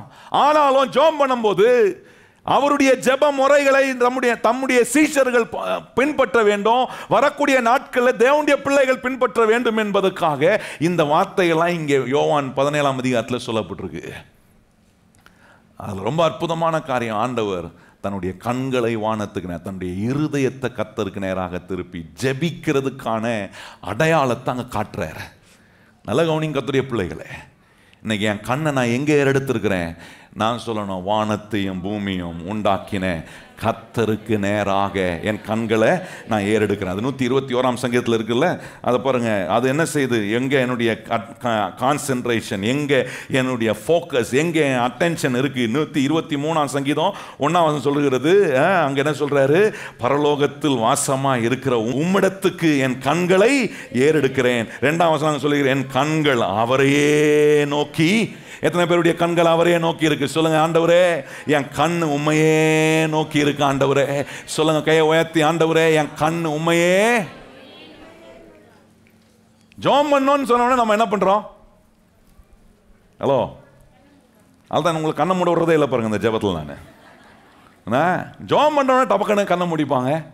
ஆனால் ஜெபம் பண்ணும்போது கண்ணை மூடும்போது அது என்ன நமக்கு செய்யுதுன்னா, நம்முடைய கான்சன்ட்ரேஷன், நம்முடைய ஃபோக்கஸ், நம்முடைய அட்டென்ஷனை இயேசுவுக்கு நேராக திருப்ப உதவி செய்யுது. ஆனால் இதெல்லாம் நமக்கு இந்த ஜெப முறைகள், தேவன் இந்த ஜெபத்தில் வச்சிருக்கிற இவ்வளோ ஆசீர்வாதமான காரியங்கள் தெரிலனா, கண்ணை மூடினீங்கன்னா கொஞ்ச நேரத்தில் என்ன ஆகிடும்? ஆழ்ந்த தியானத்தில் இருக்கிறாரு. அவர் என்ன தியானத்தில் இருக்கிறாரு? ரொம்ப ஆழ்ந்த தியானத்தில். கொஞ்ச நாள் கழிச்சு தான் கொஞ்ச நேரம் கழிச்சு தான் எழும்புவார் அப்படின்ற மாதிரி ஆகிடும். நல்லா கவனிங்க, இங்கே சொல்கிறார், என் கண்களை, இங்கே சங்கீதக்காரன் சொல்லும் போது, என் கண்கள் அவரையே நோக்கி கொண்டு இருக்கிறது. சொல்லுங்கள் வாயத்திறந்து, ஆண்டவரே என் கண்கள் எப்பொழுதுமே. அப்படின்னா என்ன அர்த்தம்? கண்ணை தந்து அப்படியே வானத்தியான்னு பார்த்துட்டு இருக்கிறேன்னா அது இல்லை. என் இருதயத்தை கர்த்தருக்கு நேராக திருப்பிக்கிட்டே இருக்கேன். சில நேரம் இருதயம் அவரை விட்டு வெளியே போகுது. சிந்தனைகள் வரும்போது, என்னுடைய எண்ணங்கள் சிதறடிக்கப்படும் போது, என்னுடைய ஃபோக்கஸ் மாறும்போது, என்னுடைய கான்சன்ட்ரேஷன் மாறும்போது, என்னுடைய அட்டென்ஷன் வேற திசைக்கு நேராக திருப்பும் போது, என் இருதயத்தை என்ன பண்றேன்? ஆண்டவரே என் கண்கள் உம்மையே நோக்கி, என் இருதயத்தை மறுபடியும் கர்த்தரோட கொண்டு வந்து என்ன பண்றேன்? கனெக்ட் பண்றேன். இதெல்லாம் ஜெபத்தில் இருக்கக்கூடிய அடையாளம் பாருங்க. ஏசாயா 26:3 உம்மை உறுதியாய் பற்றி கொண்ட மனதுடையவன் அவன் உம்மையே நம்பி இருக்கிறபடியால் அவனை என்ன செய்கிறேன்? பூரண சமாதானத்துடன் அவனுடைய கவனம் எங்க வருது பாருங்க. உம்மையே நம்பி இருக்கிறபடியால், உம்மையே தன் இருதயத்தை கவனமாய் அவன் இருதயத்துக்குள்ள பதித்து வைத்திருக்கிறதுனால அவனை பூரண சமாதானத்துடன் என்ன பண்றாரு? காத்துக்கொள்றாரு. இதெல்லாம் ஆண்டவர் நமக்கு நம்ம செய்யணும்னு விரும்பி சொல்லி கொடுக்குற காரியங்கள். இப்படி ஜெபித்தா நான் சொல்கிறேன், கர்த்தர் நீங்கள் இந்த ஆண்டில் ஒன்றை பார்ப்பீங்க. இந்த இப்போ இருக்கிறத காட்டிலும் கர்த்தர் பல்லாயிரம் மடங்கு நம்மளை ஆசீர்வாதமாக்க அவர் வல்லவராக இருக்கிறார். இந்த அடையாளம் ஜெபத்துக்கு நான் செய்கிறதுக்கு நான் அடையாளம் இது. என் கண்ணை கர்த்தருக்கு நேரம், மனுஷனுக்கு நேரம் இல்லை. என் இருதயத்தை எந்த மனுஷனுக்கு நேராக திருப்புறது? யாருக்கு நேராக நான் போய் என் வாழ்க்கையின் தேவைக்கு போய் நிற்கிறது? எனக்கு ஒத்தாசை செய்கிற ஒரு கர்த்தர் இருக்கிறாரு, அவருக்கு நேராக. எத்தனை பேர் சொல்றீங்க எனக்கு ஒத்தாசை செய்கிற ஒரு தேவன் இருக்கிறார், அவருக்கு நேராக என் இருதயத்தை நான் என்ன செய்கிறேன்? திருப்புறேன். அப்போ இதான் முதல் காரியம் பாருங்க. இயேசுநாதர் தன் கண்ணை வானத்துக்கு நேராக ஏறெடுத்த போது என்ன பார்க்குறோன்னா, அவருடைய இருதயத்தை கர்த்தருக்கு நேராக திருப்பினாரு. அதனால அதில் ஜெபத்தின் அடையாளத்தை காட்டும் போது நல்ல கான்சன்ட்ரேஷனோட, நல்ல ஃபோக்கஸோட, நல்ல என்ன அட்டென்ஷனோட ஆண்டவர் பிதாவோடு ஜெபிக்கிறத பார்க்குறோம். ரெண்டாவது அறிகுறி, 3 அறிகுறி என்னைக்கு காட்டுறேன். ஒன்று, ஆண்டவர் என்ன செய்கிறாருன்னா, நீங்கள் வானத்துக்கு நேராக தன் கண்களை எடுக்கும்போது அவருடைய இருதயம் கர்த்தர் மேலே பதிக்கப்பட்டிருக்கு. ஜெபத்தில் அவருடைய அடையாளம், எப்படிப்பட்ட அடையாளத்தை காட்டுறாருன்னா, என் கண் எப்பொழுதும் உம்மையே நோக்கி இருக்குது. ரெண்டாவது இங்கே சொல்கிறாரு என்ன, வானத்துக்கு நேராக அவருடைய கண்களை ஏறெடுத்த போது ரெண்டாவது காட்டுகிற அடையாளம்னா சைன் ஆஃப் ஃபெய்த், விசுவாசத்தின் அடையாளம். முதல் என் கண்ணை வானத்துக்கு நேராக எடுக்கும்போது அது ஜெபத்தின் அடையாளம். அந்த ஜெபத்தின் அடையாளத்தில் என்ன செய்கிறேன்? என் இருதயத்தை கண்ணை கர்த்தருக்கு நேராக வானத்துக்கு நேராக ஏறெடுக்கும் போது என் இருதயத்தை அங்கே திருப்புறேன். ரெண்டாவது, என் கண்ணை வானத்துக்கு நேராக எடுக்கும்போது ஆண்டவர் சொல்றாரு, விசுவாசத்தின் அடையாளத்துக்கு அறிகுறியா இருக்கு.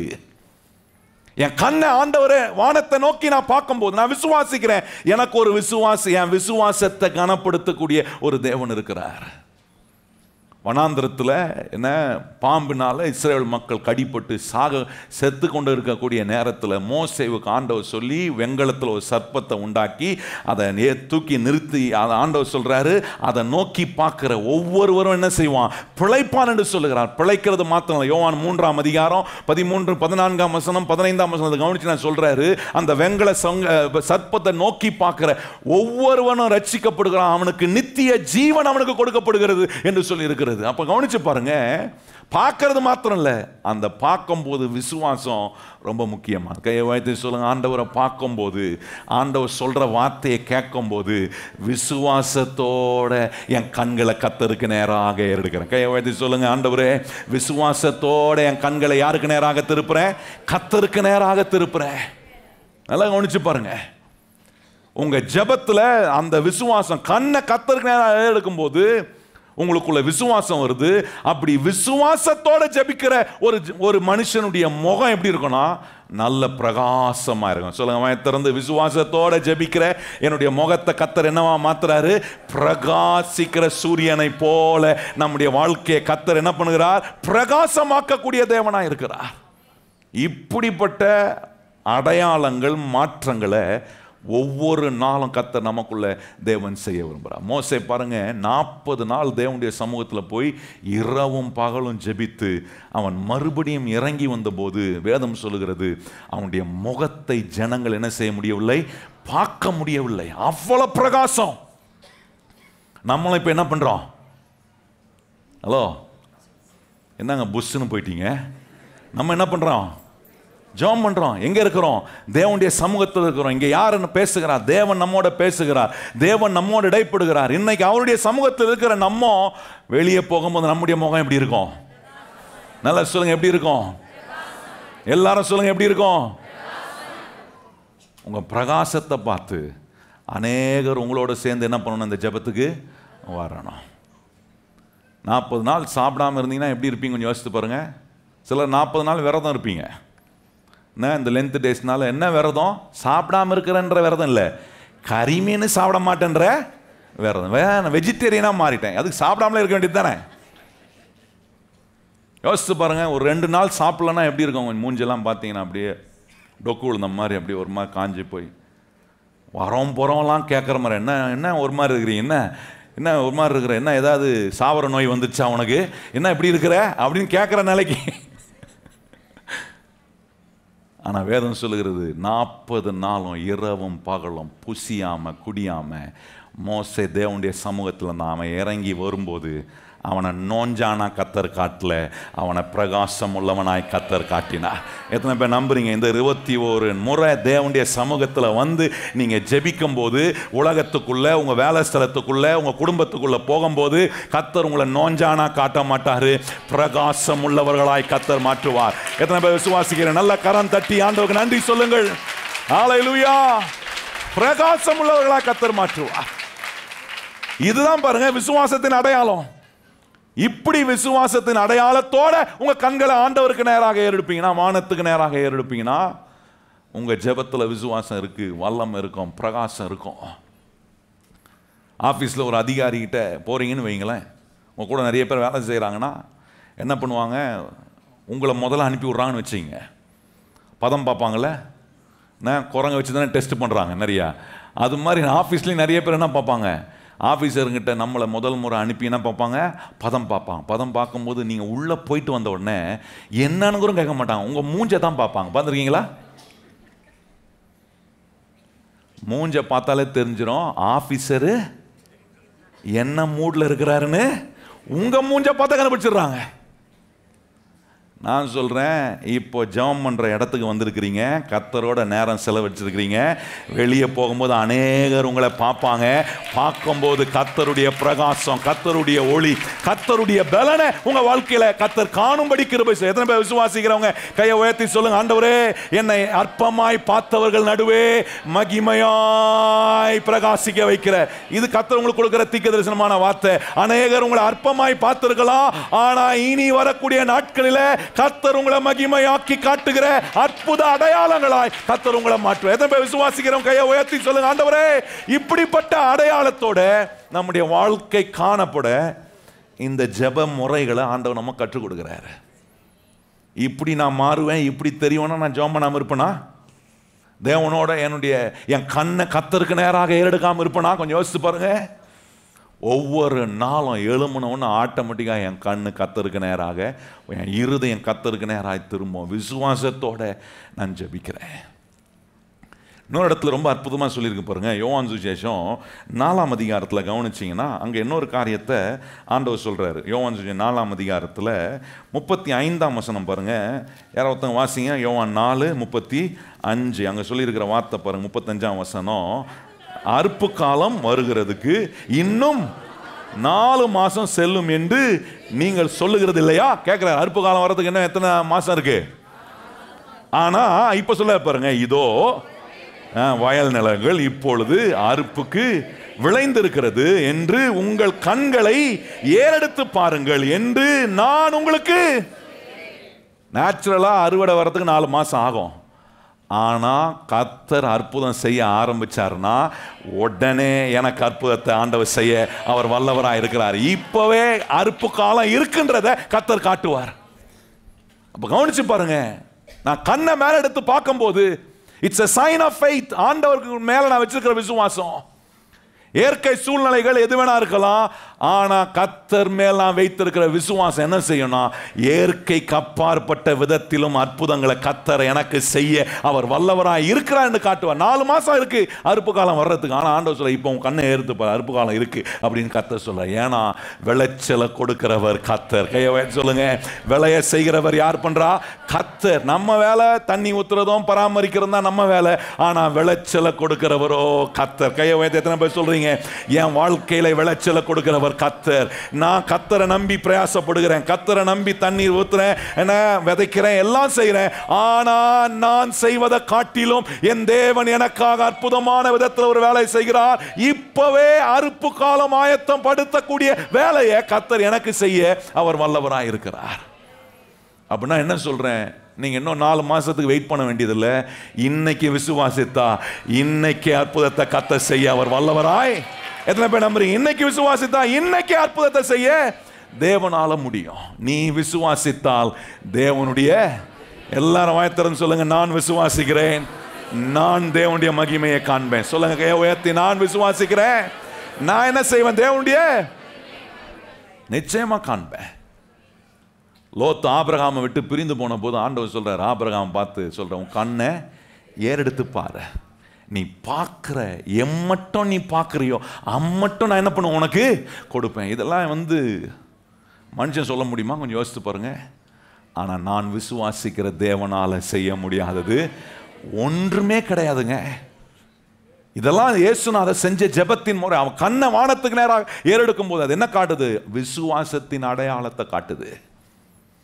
உங்களுக்குள்ள ஒவ்வொரு நாளும் நீங்கள் ஜோம் பண்ணும்போது கண்ணை மூடுறீங்களோ, கண்ணை திறந்து நீங்கள் பார்க்குறீங்களோ, பெகன் முழிக்கிறீங்களோ, இல்லை நீங்கள் வானத்தை அண்ணாந்து பார்க்குறீங்களோ, உங்கள் இருதயம் என்ன எப்படி சொல்கிறேன்னா, ஜோம் பண்ணும்போது கண்ணை மூடி ஜோம் பண்ணுறீங்களோ, கண்ணை திறந்து ஜோம் பண்ணுறீங்களோ, கழுத்தை தூக்கி வச்சுட்டு இப்படி ஜோம் பண்ணுறீங்களோ, படுத்துக்கிட்டு ஜோம் பண்ணுறீங்களோ, இல்லை எது குப்புறப்படுத்துக்கிட்டு ஜோம் பண்ணுறீங்களோ, அப்படிலாம் பண்ண மாட்டீங்க நம்புகிறேன். அப்படின்னா ஜபம் இல்லை, அது நீங்கள் நல்லா கோட்டை விட்டு தூங்குவீங்க.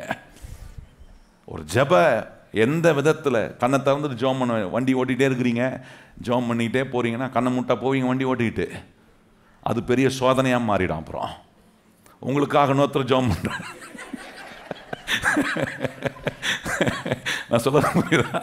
உங்களுக்காக நீங்கள் ஜோம் பண்ணீங்க, என்ன பண்ணுங்க? நல்லா கண்ணை திறந்து எதற்கு என்ன வண்டி வருது, சைடில் எவன் போகிறான் வரான்னு எல்லாத்தையும் பாருங்கள். அது நடுவே என் இருதயம் கர்த்தருக்கு நேராக திருப்பப்பட்டிருக்கு, விசுவாசத்தோட ஜோம் பண்றேன். காரணம், கர்த்தர் எனக்கான அற்பு காலத்தை இன்னைக்கே அவர் ஏற்படுத்த அவர் வல்லவராய். சிலருக்கு நீங்க இந்த ஜெபம் முடிச்சு போறதுக்குள்ள ஒரு அற்புதத்தை கர்த்தர் செய்ய அவர் வல்லவராய் இருக்கிறார். காரியங்கள் மாறுதலாய் முடியும். கையை வாய்த்தி சொல்லுங்க, காரியங்கள் மாறுதல். எத்தனை பேர் நம்புறீங்க? எனக்கு காரியங்கள் நாளைக்கு மாறுதலாய் நிச்சயமாய் முடியும். ஏன்னா அப்படி நான் விசுவாசிக்கிற தேவன் எனக்காக அற்புதம் செய்யக்கூடிய ஆண்டவராக இருக்கு. ஆபிரகாம் சொல்ல, நீ கண்ணில் எடுத்து பாரு, எவ்வளோ தூரம் பார்க்குறியோ அவ்வளோ தூரத்தை உனக்கு கொடுப்பேன். யாத்திராகம் அதிகாரத்தில் கவனிச்சிங்கன்னா, மோசேவை ஆண்டவர் வல்லமை உள்ளவனாக்கி ஆண்டவர் சொல்கிறார், போ என் ஜனங்களை விடுவிக்க உன்னை நான் தெரிந்து கொண்டிருக்கிறேன், உனக்கு என் வல்லமையை கொடுத்துருக்கிறேன், போ என்று சொல்லி அவனும் போய் பல காரியங்களை செய்கிறான் பாருங்க. மோசே செஞ்சு முடித்த பிறகு சொல்கிறான், ஆண்டவரே இந்த பார்வனை அனுப்ப மாட்டான், ஆண்டவரே இந்த ஜனத்தை என்ன பண்ண மாட்டான், அவன் விடுவிக்க மாட்டான். ஆண்டவர் சொல்கிறார், நீ ஏன் இவ்வளோ அவிசுவாசமாக இருக்கிற? ஏன் இவ்வளவு அவிசுவாசமா இருக்கிற? அங்க பாருங்க, யாத்திராகமும் 7ஆம் அதிகாரம் 1 வசனத்தை சொல்றாரு, நான் உன்னை எப்படி வச்சிருக்கேன்னு கொஞ்சம் நீ பார்ப்பா அப்படின்னு சொல்றாரு. கண்களை நீங்க வானத்துக்கு நேராக ஏறெடுக்கும் போது it's a sign of faith, விசுவாசத்தினுடைய அடையாளம். ஆண்டவர் சொல்றாரு, உன்னை நான் எப்படி வச்சிருக்கிறேன்? உன்னை மேற்கொள்கிறவனா வச்சிருக்கிறேன், நீ சூழ்நிலையில மூழ்கி போகிறவனா இருக்கிறவனா பாக்குற. ஆனா ஆண்டவர் சொல்றாரு, நான் உன்னை எப்படி வச்சிருக்கிறேன்? மேற்கொள்கிறவனா வச்சிருக்கிறேன். அப்படி சொல்றேன். என்ன சொல்றாரு? 7ஆம் அதிகாரம் 1 வசனம் சொல்லும், வாசிங்க பாப்போம். என்ன சொல்றாரு? சத்தமா வாசிங்க. கர்த்தர் மோசேயை நோக்கி, பார் நான் உன்னை பார்வோனுக்கு என்ன சொல்றாரு? உன்னை கடவுள் மாதிரி காட்டுறப்பா அவனுக்கு. அவன் உன்னை பார்க்கும்போது கடவுளுக்கு பயப்படுற மாதிரி உன்னை பார்த்து பயப்படும்படி வச்சிருக்கிறேன். ஆனா நீ என்ன சொல்ற? அவனை பார்த்து அவன் விட மாட்டான், அவன் செய்ய மாட்டான், அது நடக்க மாட்டுது. கர்த்தர் சொல்றார், நான் உன்னை மேற்கொள்கிறவனாய் வைத்திருக்கிறேன். கையை வைத்து சொல்லுங்க, கர்த்தர் என்னவா வச்சிருக்கிறாரு? நல்ல சத்தமா சொல்லுங்க, கர்த்தர் என்னவா வச்சிருக்கிறாரு? என்ன சூழ்நிலை மூழ்கி போய் இன்னைக்கு கிடக்கலாம். ஆனா இந்த ஜெபத்துல கர்த்தர் உங்களை சூழ்நிலைக்கு மேலாக தூக்கி நிறுத்தி உங்களை மேற்கொள்ளக்கூடிய ஒரு ஆற்றலை கர்த்தர் உங்களுக்கு கொடுக்கிறாரு. மோசே சொல்றாரு, பாரு மோசே, பார்வோன்ட்ட பெரிய சேனை இருக்கலாம், பெரிய யுத்த வீரர்கள் இருக்கலாம், ஆனா உன் கையில இருக்கிற கோல் இருக்கு பாரு, அது அற்புதத்தெல்லாம் செய்யக்கூடிய கோலா இருக்கு.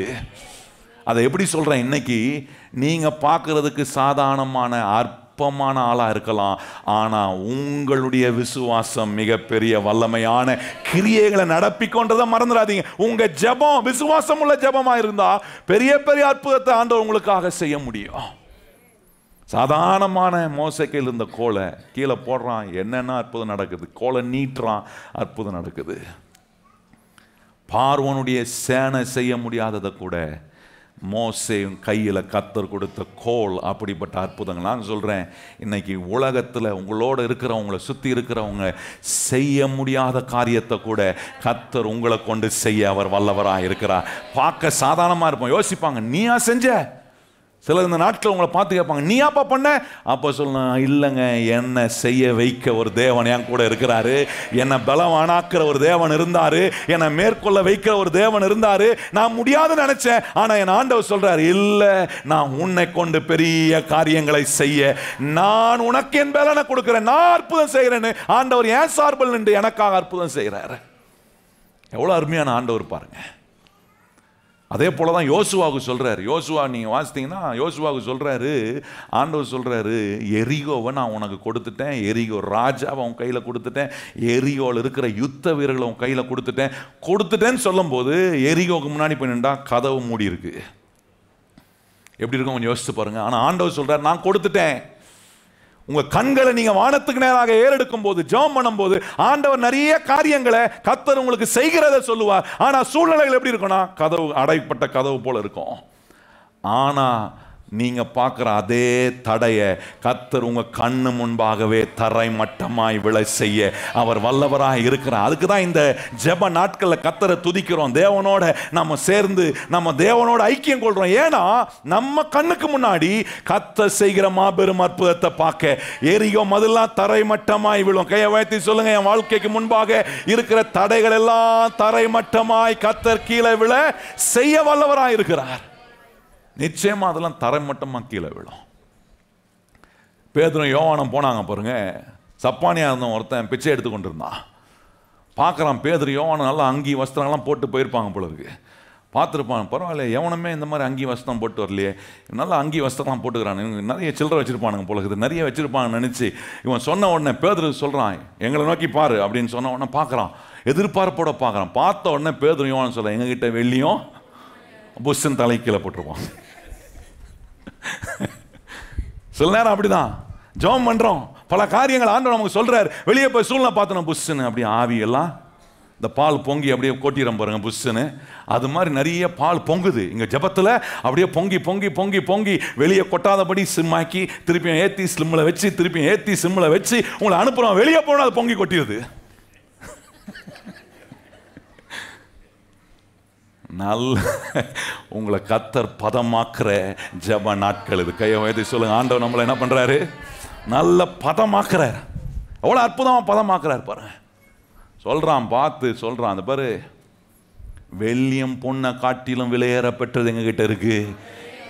வேத சங்கீதக்காரன் சொல்றான், 119ஆம் சங்கீதத்தில் சொல்றான், 72ஆம் வசனம் நினைக்கிறேன், அவன் சொல்றான், அநேக 1000 வெள்ளி பொண்ணுகளை காட்டிலும் உம்முடைய வேதம் மிக நல்லது, உம்முடைய வசனம், உம்முடைய வார்த்தை அவ்வளவு வல்லமை. சொல்றான், எங்க கிட்ட தேவனுடைய நாமம் இருக்கு, எங்க கிட்ட தேவனுடைய வார்த்தை இருக்குன்றான். அந்த சப்பானியை பார்த்து, எழும்பி நட, எலும்பு, கையை பிடிச்சி தூக்கலாம், எழும்பிட்டாங்க, அற்புதம் நடக்குது. நான் சொல்றேன், இன்னைக்கு கர்த்தர் அதே தேவன் அன்றைக்கு பேதுரு யோவான் மூலமா செய்த அதே அற்புதத்தை உங்க மூலமா கர்த்தர் செய்ய அவர் வல்லவராக இருக்கிறார். எந்த காரியத்தெல்லாம் எழும்ப முடியாம இருக்கிறனோ என்ன கர்த்தர் எழுப்புவார். கையை உயர்த்தி சொல்லுங்க. எந்த காரியத்தெல்லாம் எழும்ப முடியாம இருக்கிறனோ, நிறைய அவமானங்கள், நிறைய தோல்விகள், நிறைய அழுத்தங்கள், நிறைய கடன் பிரச்சனை போட்டு நம்மளை ஆழமா எழும்ப முடியாதபடிக்கு அந்த முடவனை போல முடங்கி இருக்கக்கூடிய நிலையா இருக்கா? நான் சொல்றேன், இன்னைக்கு கர்த்தர் உங்களை அதுல இருந்து எழுப்ப வல்லவராக இருக்கிறார். அதுல இருந்து விடுவிப்பதற்கான வழிகளை கர்த்தர் காட்டுவார். மறுபடியும் போய் சிக்கிக் கொள்ளாதபடி பேதுரு யோவானோட நீங்களும் துள்ளி குதித்து கர்த்தரை எப்பொழுதும் மகிமைப்படுத்துகிற ஒரு நிலையில கர்த்தர் நம்மளை பலவான் ஆக்குவார். எத்தனை பேர் விசுவாசிக்கிறோம்? கையை வைத்து சொல்லுங்க. கர்த்தர் என்ன பண்ணுவார்? இப்படி எல்லாவற்றிலும் எழும்பி நிமிர்ந்து நிற்க வேதவசனம் சொல்லு, அவர்கள் முறிந்து விழுவார்கள், நாமோ எழுந்து நிமிர்ந்து. எத்தனை பேர் அப்படி சொல்றீங்க? ஆண்டவரே நானோ எழுந்து. நல்லா சொல்லுங்க, வாய்த்திறந்து எழுந்து. இதுவே எழும்ப மாட்டேன், கையே எழும்ப மாட்டுது. நான் அப்படி இதெல்லாம் அப்பயே ஆஃப் ஆயிட்டிங்க போலகுது. எனக்கு இப்போ தான் எனர்ஜி ஏறுது. ஏன்னா முடிகிற நேரம் வந்துருச்சு பார்த்தீங்களா? நானும் எழுந்து நிமிர்ந்து தேவனுடைய நாமத்தை பறைசாற்றுவேன். சொல்லுங்க வாய்த்த, நானும் எழுந்து நிமிர்ந்து தேவனுடைய நாமத்தை. இந்த வசனங்கள்லாம் தேவன் எனக்கு கொடுத்த போது என்ன அப்படி களி கூற பண்ணுச்சு. எனக்கு தெரிஞ்சிச்சு அப்போவே, இந்த 21 முறை தேவனுடைய பிள்ளைகளாக நாம் வந்து இந்த ஆலயத்தில் கூடி ஜெபித்த பிறகு கர்த்தர் நமக்கு சொன்ன வாக்குத்தத்தத்தின்படியே இப்போ இருக்கிறத காட்டிலும் 1000 மடங்கு அதிகமாகும்படி என்னை எழுந்து நிமிர்ந்து நிற்க செய்ய வைக்க கூடிய ஒரு வல்லமை உள்ளது. நல்ல கரம் தட்டி ஆண்டவர் நன்றி சொல்லுங்க. விசுவாசிக்கிற கர்த்தருடைய பிள்ளை கரம் தட்டி ஆண்டவர் நன்றி சொல்லுங்க. ஓ, என்னை எழுந்து நிமிர்ந்து நிற்க பண்ணுகிற தேவன். எழும்ப முடியாம கூனியா சப்பானியா இருந்ததை நிறைய பேர் பார்த்துருப்பாங்க. எத்தனை பேர் பார்த்தாங்களோ அத்தனை பேரை காட்டிலும் அதிகமாக இப்போ கர்த்தர் பார்க்க வைப்பார். ஏன் தெரியுமா? என்னை எழும்ப வச்சுட்டாரு. எழும்ப வச்சதுனால என்னை எழும்ப முடியாமல் இருந்தவங்க பார்த்த எண்ணிக்கையை காட்டிலும் எழும்பின பிறகு பார்க்குற எண்ணிக்கை அதிகமாக இருக்கும். ஏன்னா தேவன் செய்த அற்புதம் அப்படிப்பட்ட மாபெரும் அடையாளங்களாய் என் மூலமாக கர்த்தருடைய நாமம் மகிமை. எத்தனை பேர் அப்படி இருக்கணும் விரும்புறீங்க? அப்படிப்பட்ட மகிமையை காட்டுகிற, தேவ மகிமையை காட்டுகிற கர்த்தருடைய பிள்ளைகளாய் நம்மளை கர்த்தர் மாற்றுவார். இது எப்படி நடக்கும்? வேதம் சொல்லுகிறது, விசுவாசத்தை துவக்கிறவரும் முடிக்கிறவருமாய் இருக்கிற இயேசு கிறிஸ்துவின் மேல் உங்க கண்களை கையை வைத்து சொல்லுங்க. ஆண்டவரே, என் விசுவாசத்தை துவக்கிறவரும் முடிக்கிறவருமாய் இருக்கிற என் இயேசுவின் மேல என் கண்ணை நான் பதிய வைக்கிறேன். சொல்லுங்க வாயத்திறந்து, ஆண்டவரே என் கண்ணை உங்க மேல பதிய வைக்கிறேன். ஏன்னா என் விசுவாசத்தை துவங்குறவரும் நீர் தான், அதை முடிக்கிறவரும். அற்புதம் நடக்குமா? நிச்சயமா நடக்கும். மரித்த லாசரு உயிரோடு எழும்புவானா? நிச்சயமா எழும்புவான். ஏன்னா நீ விசுவாசித்தால் தேவனுடைய மகிமையை. நிறைய விஷயம் வாழ்க்கையில செத்து போனதா இருக்கலாம், நிறைய காரியங்கள் இது உயிரை வராது, இது அவ்வளோதான் அப்படின்னு நீங்கள் குழி நோண்டி புதைச்சி அது மேலே புல்லுகள்லாம் முறைச்சிருக்கோம். நான் சொல்கிறது நம்முடைய வாழ்க்கையின் சூழ்நிலைகளில் கர்த்தர் சொல்கிறார், புல்லு முளைச்சா கூட அதிலிருந்து மறுபடியும் எழுப்பி உனக்கு ஒரு புதிய துவக்கத்தை உண்டு பண்ணி கொடுக்கக்கூடிய அற்புதத்தை உண்டு பண்ணுகிற தேவன் என் கூட இருக்கிறாரு.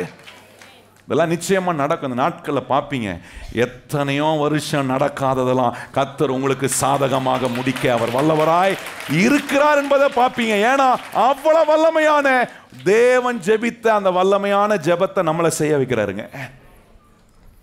லாசருவே வெளியே வா என்று ஒரு சத்தம் ஆண்டவர் கொடுத்தார். வெளியே வந்துச்சா இல்லையா? எல்லாம் பார்க்குறாங்க, வெளியே வருமா வராதா? இன்னைக்கு நிறைய பேர் பார்க்கலாம், உயர்வானா, இதோட அவன் கதை முடிஞ்சிடுமா அப்படின்னு நினைக்கிற இடத்துல கர்த்தர் நம்மளை ஸ்ட்ராங்காக வெளியே வளர வைக்க, ஸ்ட்ராங்காக எழுந்து நிற்க வைக்க, ஸ்ட்ராங்காக வெளியே வர கர்த்தர் அற்புதமான வேலைகளை செய்வார். எவ்வளோ நல்ல தேவன் பாருங்க. எத்தனை பேர் இப்போ இந்த தேவனை நோக்கி பார்க்கறது, என் கண்ணை அவருக்கு நேராக நான் திருப்புறேன். எத்தனை பேர் என் கண்ணை அவர் மேலே பதிய வைக்கிறேன். 2 அடையாளம் காட்டினேன். ஏசு நான் சொல்கிறார், வானத்துக்கு நேராக என் கண்ணை எடுத்துனா அது ஜெபத்தின் அடையாளம், இன்னொன்று விசுவாசத்தின் அடையாளம். 3வது என் கண்ணை வானத்துக்கு நேராக எடுக்கும்போது சொல்கிறாரு, ஆசீர்வாதத்தையும் ஆசீர்வாதத்தை சுகந்தரிக்கக்கூடிய வல்லமையை கொடுப்பதுக்கு அடையாளமாக இருக்கு.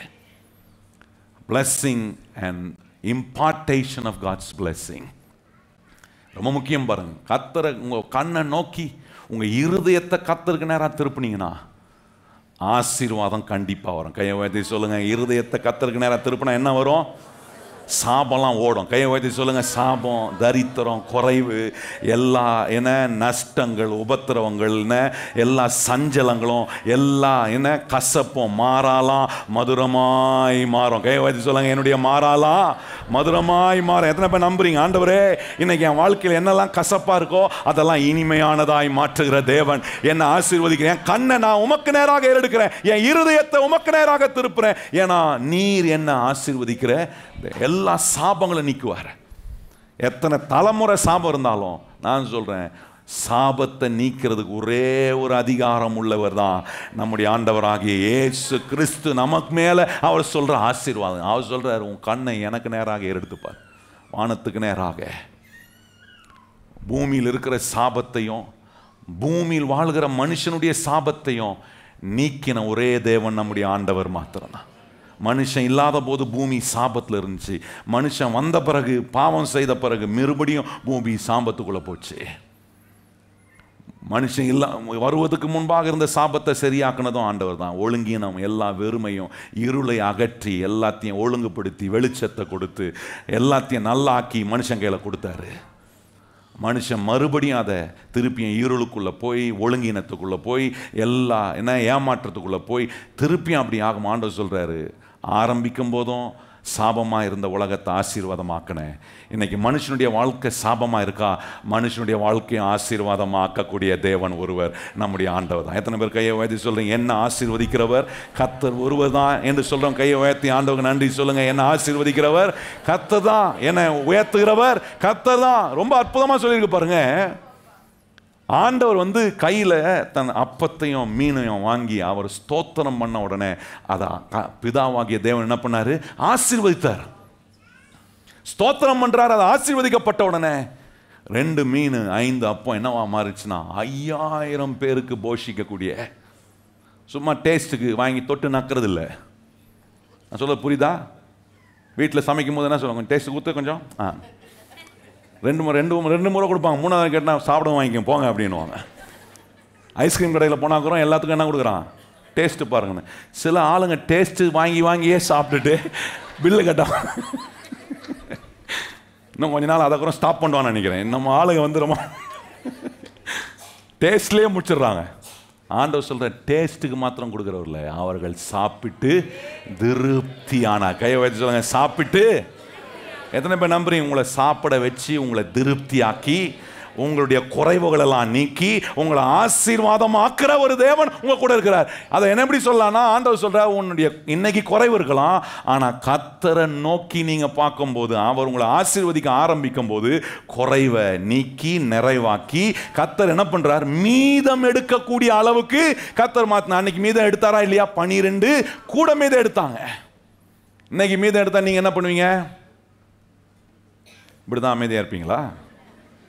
மீதம் எடுத்தா என்ன பண்ணுவீங்க? அதுக்கு தான் வீட்டில் பெரிய ஃப்ரிட்ஜ் வாங்கி வச்சுக்கிறீங்களே. என்ன பண்றது? எடுத்து உள்ள சொருவிட்டு நாளைக்கு எடுத்து திருப்பியும் சூடாக்கி சாப்பிட்டு, சூடாக்கி உள்ள வச்சு, சூடாக்கி வெளியே எடுத்து, சூடாக்கி உள்ள திருப்பியும் வச்சு, சூடாக்கி கடைசியில் வாழ்க்கை சூடாகி போயிடுது.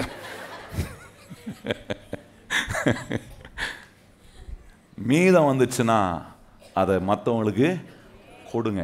உங்கள் வீடு மற்றவங்களுக்கு கொடுக்காத வீடாக இருந்தால், நான் சொல்கிறேன், இந்த ஜெப நாட்களுக்கு பிறகு கர்த்தர் உங்கள் வீடு அநேகருக்கு கொடுக்கிற வீடாக கர்த்தர் மாற்றுவார். கையை உயர்த்தி, கையம் தட்டி, நல்ல கையை தட்டி ஆண்டவருக்கு நன்றி சொல்லுங்க. உங்கள் வீடு அப்படி மாறும், உங்கள் வாழ்க்கையை கர்த்தர் அப்படி மாற்றுவார். மீதம் எடுக்க வைக்கிற கர்த்தரின் ஆசீர்வாதம் பாருங்க. இன்னொரு இடத்துல ரொம்ப அற்புதமாக சொல்லியிருக்கு. ஆண்டவர் ஒரு அற்புதத்தை செய்கிறார் பாருங்க. மார்க் சுவிசேஷம் 7ஆம் அதிகாரம் 34ஆம் வசனத்தில் நீங்கள் கவனிச்சிங்கன்னா வாசிங்க. மார்க் சுவிசேஷம் 7ஆம் அதிகாரம் 34ஆம் வசனம். வானத்தை அண்ணாந்து பார்த்து பெருமூச்சு விட்டு எப்பத்தா என்றார். எப்பத்தானா நீங்கள் எப்பப்பா என்னப்பா அப்படின்ற மாதிரி நினச்சிக்காதீங்க. எப்பத்தானா என்ன சொல்கிறாரு? திறக்கப்படுவாயாக என்று அர்த்தமா? அங்க அடுத்த வசனம், உடனே செவிகள் திறக்கப்பட்டது, அவனுடைய நாவுடைய கட்டு அவிழ்ந்து செவ்வையாய் பேச முடியாதவன் பாருங்க. எப்பத்தான் என்ன சொன்ன உடனே ஆண்டவர் அங்க என்ன நடக்குது? திறக்கப்படுது. இன்னைக்கு நான் சொல்றேன், கர்த்தரை நோக்கி நீங்க பார்த்த உடனே திறக்கப்படாத வாசலெல்லாம் கர்த்தர் திறக்க அவர் வல்லமை உள்ள தேவனா இருக்கிறார். இன்னைக்கு எதெல்லாம் அடைப்பட்டதை பார்த்துருக்கீங்களோ, கர்த்தர் திறக்கிறத பார்க்குற நாட்களை கர்த்தர் உங்களுக்கு முன்பாக வச்சிருக்க. நான் சொன்ன பாருங்க, வீடு எப்படி இருக்கும்னா அநேகருக்கு நீங்கள் கொடுக்குற வீடாக கர்த்தர் மாட்டுவார். எத்தனை பேர் அப்படி உங்கள் வீடை மாற்றணும்னு விரும்புகிற கர்த்தருடைய பிள்ளைங்க கையை உயர்த்தி சொல்லுங்கள், என் வீடு அநேகருக்கு கொடுக்குற வீடு. நம்ம தெருவில் சொல்லணும், இதுவா கஞ்ச பிஸ்னாரி வீடு. அது கூட சொல்லுவாங்க, இது கிறிஸ்தவ வீடுப்பா, கஞ்ச பிஸ்னாரி, ஒன்றும் கொடுக்க மாட்டான், கெட்டு போன சாம்பார் இருக்கிறோம்.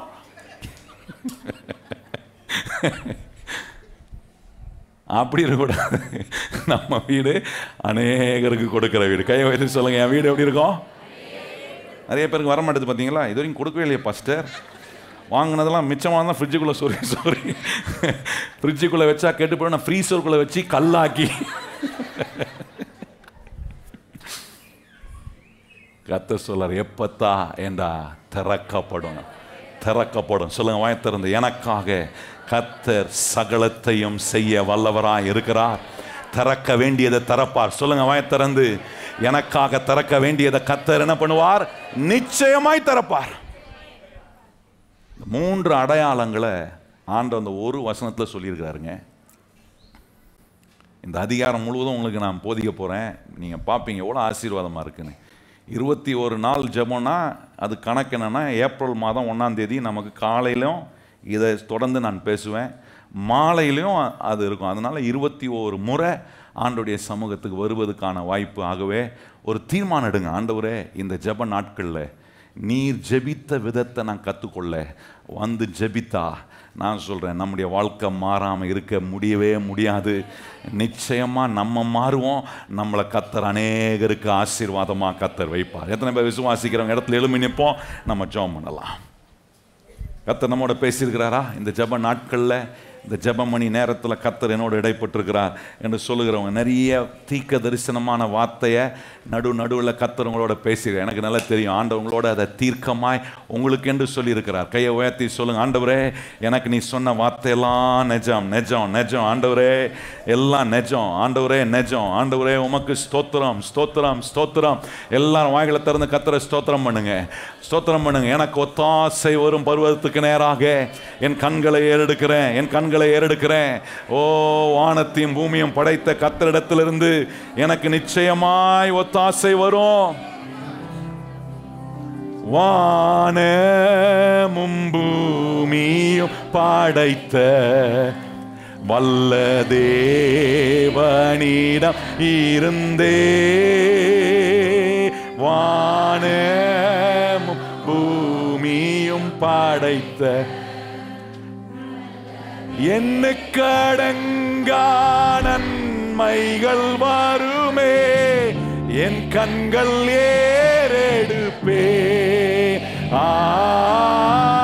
எண்ணுக்கடங்கா நன்மைகள் வருமே, என் கண்கள் ஏறெடுப்பே. எனக்கொத்தாசை வரும் பர்வதம் நேராயன் கண்களை ஏறெடுப்பே.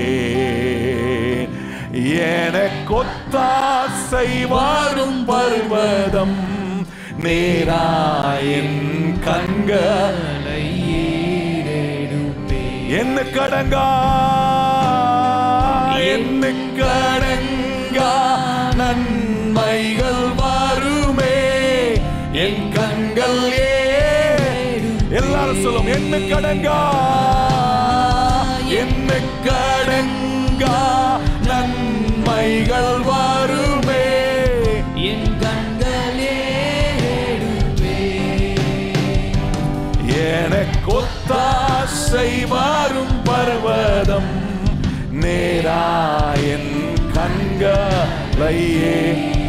எனக்கு ஒத்தாசை வரும் பர்வதம் நேராய். கடைசியா சொல்லும், என்ன கடங்கா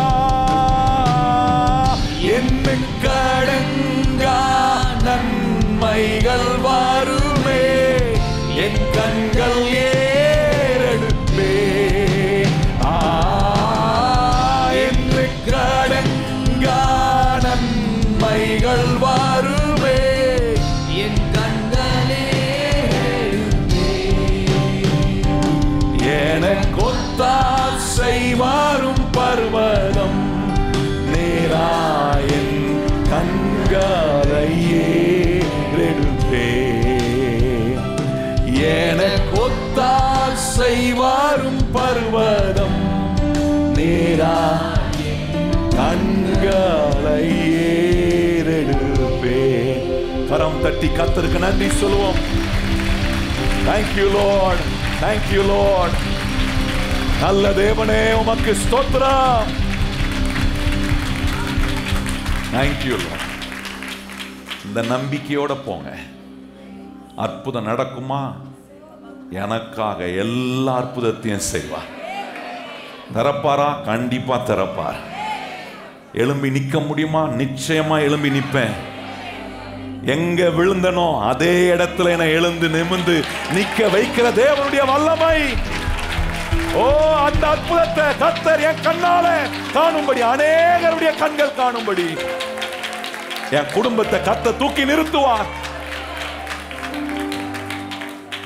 சில பெற்றோர்லாம் குடும்பத்தில் இருக்கிற குழப்பங்கள், வேதனைகள், பிள்ளைகளால் ஏற்படுகிற கஷ்டங்கள், தவிப்புகளை யாருகிட்டையும் சொல்ல முடியல.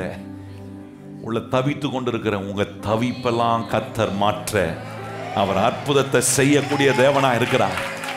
பிள்ளைகளுக்குள்ள, பெற்றோர்களுக்குள்ள நல்ல அன்பும் ஐக்கியத்தையும் சமாதானத்தையும் உண்டு பண்ணக்கூடிய அற்புதமான தேவன் உங்களோட கூட இருக்கிறார். அவர் ஒரு வார்த்தை எப்பத்தா என்று சொன்னா திறக்கப்படும், அற்புதங்கள் நடக்கும், சமாதானம் உண்டாகும், காரியங்கள் எல்லாம். இங்க நிக்கிற ஏதாவது பிள்ளைங்க அப்பா அம்மா கிட்ட பேசாத ஒரு நிலை இருக்கும்னா அதை இன்னைக்கு சரி பண்ணுங்க. உனக்காக ஏராளமான அற்புதத்தை கர்த்தர் வச்சு, உன் பிடிவாதத்தினால உன் ஆசீர்வாதத்தை இழந்துடாத. என் உள்ளத்துல ஆவியானவதை சொல்லும்படி சொல்றேன், அதனால சொல்றேன். உனக்கு ஆசீர்வாதம் வராம போகிறதுக்கு காரணம், உன் பக்கத்துல 1000 நியாயம் இருக்கலாம். ஆனா உனக்கு உலகத்துல கர்த்தர் கொடுத்துக்கிற உன் தாயும் தகப்பனையும் நீ கனம் பண்ணலன்னா அந்த ஆசீர்வாதத்தை நீ அனுபவிக்கவே முடியாது. இன்னைக்கு ஆண்டவர் இயேசு கிறிஸ்து ஜெபிக்க கற்றுக் கொடுத்த இந்த முறையில் இங்க இருக்கிற பிள்ளைகளுக்கு நான் சொல்றேன், நீங்க உங்க வாழ்க்கையில கர்த்தர் கொடுக்கிற ஆசீர்வாதத்தை அனுபவிக்க தேவன் ஆவியானவதை சொல்றார். பேசாம இருக்கிறீங்களா? போய் சரி பண்ணுங்க. ஏன்னா கர்த்தர் இன்றைக்கு வாசல்களை திறக்கிற அற்புதமான நாள். கையை உயர்த்தி சொல்லுங்க, அற்புதமான நாள். கர்த்தர் வாசலை திறக்கிற. தேவனுடைய சந்தோஷத்துக்குள்ள நீங்க வாழணும், தேவனுடைய ஆசீர்வாதத்துக்குள்ள வாழணும். ஒரு நாளும் கர்த்தரும் உங்களுக்கு தீமை செய்ய மாட்டாரு, உங்க பெற்றோரும் உங்களுக்கு தீமை செய்யவே மாட்டாங்க. நன்மை செய்யுங்க. இதெல்லாம் பாருங்க, வேதாயிடுவாங்க. வேதான நாட்கள் அவங்கள கண்டுக்காம விட்டுருவாங்க. ஏன்னா இப்போ அவங்க நல்லா கெதியா இருக்கிறாங்க பாருங்க. அவங்க ஒண்ணுமே பண்ண முடியாத நேரத்தில் பெற்றோர் தூக்கி அவங்கள சுமந்து அவங்களுக்காக தியாகம் பண்ணி என்னென்னமோ செஞ்சிருக்கிறாங்க. அதெல்லாம் நினைத்து நீங்க அவர்களுக்கு நன்மை செய்ய கர்த்தர் உங்க கையில பல நன்மைகளை கர்த்தர் கொடுப்பார். பெற்றோரை கனப்படுத்துங்க. இந்த நாட்கள்ல அது ரொம்ப முக்கியமான ஒன்று. ஒரு நாள் அவர்களுக்கு எதிர்த்து நிற்காதீங்க. அவங்க 1000 சொல்லியிருக்கலாம், ஆனா நீங்க வேதம் சொல்லுகிறத கை கொள்ளணும். நீ நீடித்து சுகமாய் வாழ்வதற்கு உன் தாயும் தகப்பனை நீ என்ன செய்வாயாக. இங்க நிறைய பெற்றோர் இருப்பீங்க, உங்களுக்கு தாத்தா பாட்டி மாதிரி உங்க அப்பா அம்மா இருப்பாங்க, அவங்களையும் விட்டுறாதீங்க. கர்த்தர் சொன்ன அந்த வார்த்தை எப்பத்தா என்கிற வார்த்தை உங்க வாழ்க்கையில திறக்கப்படணும்னா, அற்புதம் திறக்கப்படணும்னா கர்த்தர் சொன்னதுக்கெல்லாம் கீழ்ப்படிங்க. அதிசயத்தை காண கர்த்தர் உங்களுக்கு உதவி செய்வார். எத்தனை பேருக்கு இந்த ஜெப நேரம் பிரயோஜனமா இருந்துச்சுன்னா கையை உயர்த்தி ஏசப்பாவுக்கு நன்றி சொல்லுங்க. ஏசப்பா, நீங்க ஜெபித்த அந்த ஜெப முறை எங்களுக்கு கத்துக் கொடுக்குறீங்களே, உமக்கு ஸ்தோத்திரம். அதை நாங்க எங்க வாழ்க்கையில கை கொள்றோம். நாங்க ஆண்டவரே ஆசீர்வாதமா இருக்க, அநேகருக்கு ஆசீர்வாதமா இருக்க, எங்க வீடு அநேகருக்கு கொடுக்கிற வீடு. கையை உயர்த்தி சொல்லுங்க, என் வீடு அநேகருக்கு கொடுக்கிற வீடு. நான் எப்படி பார்க்கிறேன், என் உள்ளத்துல ஆண்டவர் எப்படி காட்டுறாருன்னா, உங்களை கர்த்தர் எந்த தெருவில் வச்சிருக்கிறாரோ அந்த தெருவுக்கே நீங்க கொடுக்கிற வீடாக கர்த்தர் உங்களை ஆசீர்வதிக்கிறார். அப்படிப்பட்ட ஆசீர்வாதம், அப்படிப்பட்ட ஒரு பெருக்கம், அப்படிப்பட்ட ஒரு வளர்ச்சியை கர்த்தர் உங்களுக்கு நிச்சயமா கொடுப்பார். அது ஒன்ன காட்டும், இப்ப இருக்கிறத காட்டிலும் 1000 மடங்கு கர்த்தர் உங்களை அதிகமாக்குவதற்கான அடையாளமான ஒரு வீடாக, ஒரு குடும்பமாய் உங்க குடும்பத்தை கர்த்தர் ஆசீர்வதிக்கிறார். கை உயர்த்தி எல்லாரும் ஆண்டவருக்கு நன்றி சொல்லி, இப்படிப்பட்ட நல்ல ஜெப நேரங்களை கர்த்தர் நம்ம கொடுத்திருக்கிறாரே, ஸ்தோத்திரம் பண்ணுங்க. ஆண்டவரே, இந்த முதல் நாள் எங்களுக்கு ஆசீர்வாதமாக்கி கொடுத்ததுக்காக ஸ்தோத்திரம். மீதி உள்ள நாட்கள் இதை காட்டின அற்புதமா எங்களோட நீ இடைப்பட போகிறதுக்காக உமக்கு ஸ்தோத்திரம் ஆண்டவரே. இந்த 21 முறையும் நாங்க ஆண்டவரே உம்முடைய சமூகத்துல வந்து இடைவிடாம ஜெபிக்க கர்த்தர் எங்களுக்கு உதவி செய்யுங்கப்பா. எங்களுக்கு நேரத்தை உண்டாக்கித்தார். நாங்க வந்து உம்முடைய பாதத்துல உம்மை தொழுது கொள்ள எங்களுக்கு கிருபை செய்யும். உம்முடைய பிள்ளைகள் சமாதானத்தோட போகட்டும். தொடர்ந்து உம்முடைய வார்த்தைகள் ஒவ்வொன்றும் அவருடைய வாழ்க்கைக்குள்ள சம்பூரணமாய் வேலை செய்யட்டும். மேன்மையாய் உம்முடைய பிள்ளைகள் நாங்கள் உமக்கென்று வாழ எங்களை நாங்கள் அர்ப்பணிக்கிறோம். உம்முடைய பிள்ளைகள் உமக்கென்று படைக்க இருக்கிற காணிக்கைகள் எல்லாவற்றையும் ஏற்றுக்கொள்ளும். சமாதானத்தோடு உம்முடைய பிள்ளைகளை தொடர்ந்து நீர் வாழ செய்யும். எல்லா கன மகிமை துதி உமக்கே தருகிறோம். இயேசு கிறிஸ்துவின் அன்புள்ள நாமத்தில் வேண்டி ஜெபம் செய்கிறோம் எங்கள் பரிசுத்தம் உள்ள நல்ல பிதாவே, ஆமென். இப்பொழுது நம்முடைய கர்த்தராகிய இயேசு கிறிஸ்துவினுடைய கிருபையும் பிதாவாகிய தேவனுடைய அன்பும் பரிசுத்த ஆவியானவருடைய அந்யோன்ய ஐக்கியமும் இன்றும் என்றும் நம் அனைவருடன் நிலைத்திருப்பதாக. எல்லாரும் இணைந்து சொல்லுவோம், என் ஆத்துமாவே கர்த்தரை ஸ்தோத்திரி, என் முழு உள்ளமே பரிசுத்த நாமத்தை ஸ்தோத்திரி, என் ஆத்துமாவே கர்த்தரை ஸ்தோத்திரி, கர்த்தர் செய்த சகல உபகாரங்களையும் மறவாதே. ஆமென்.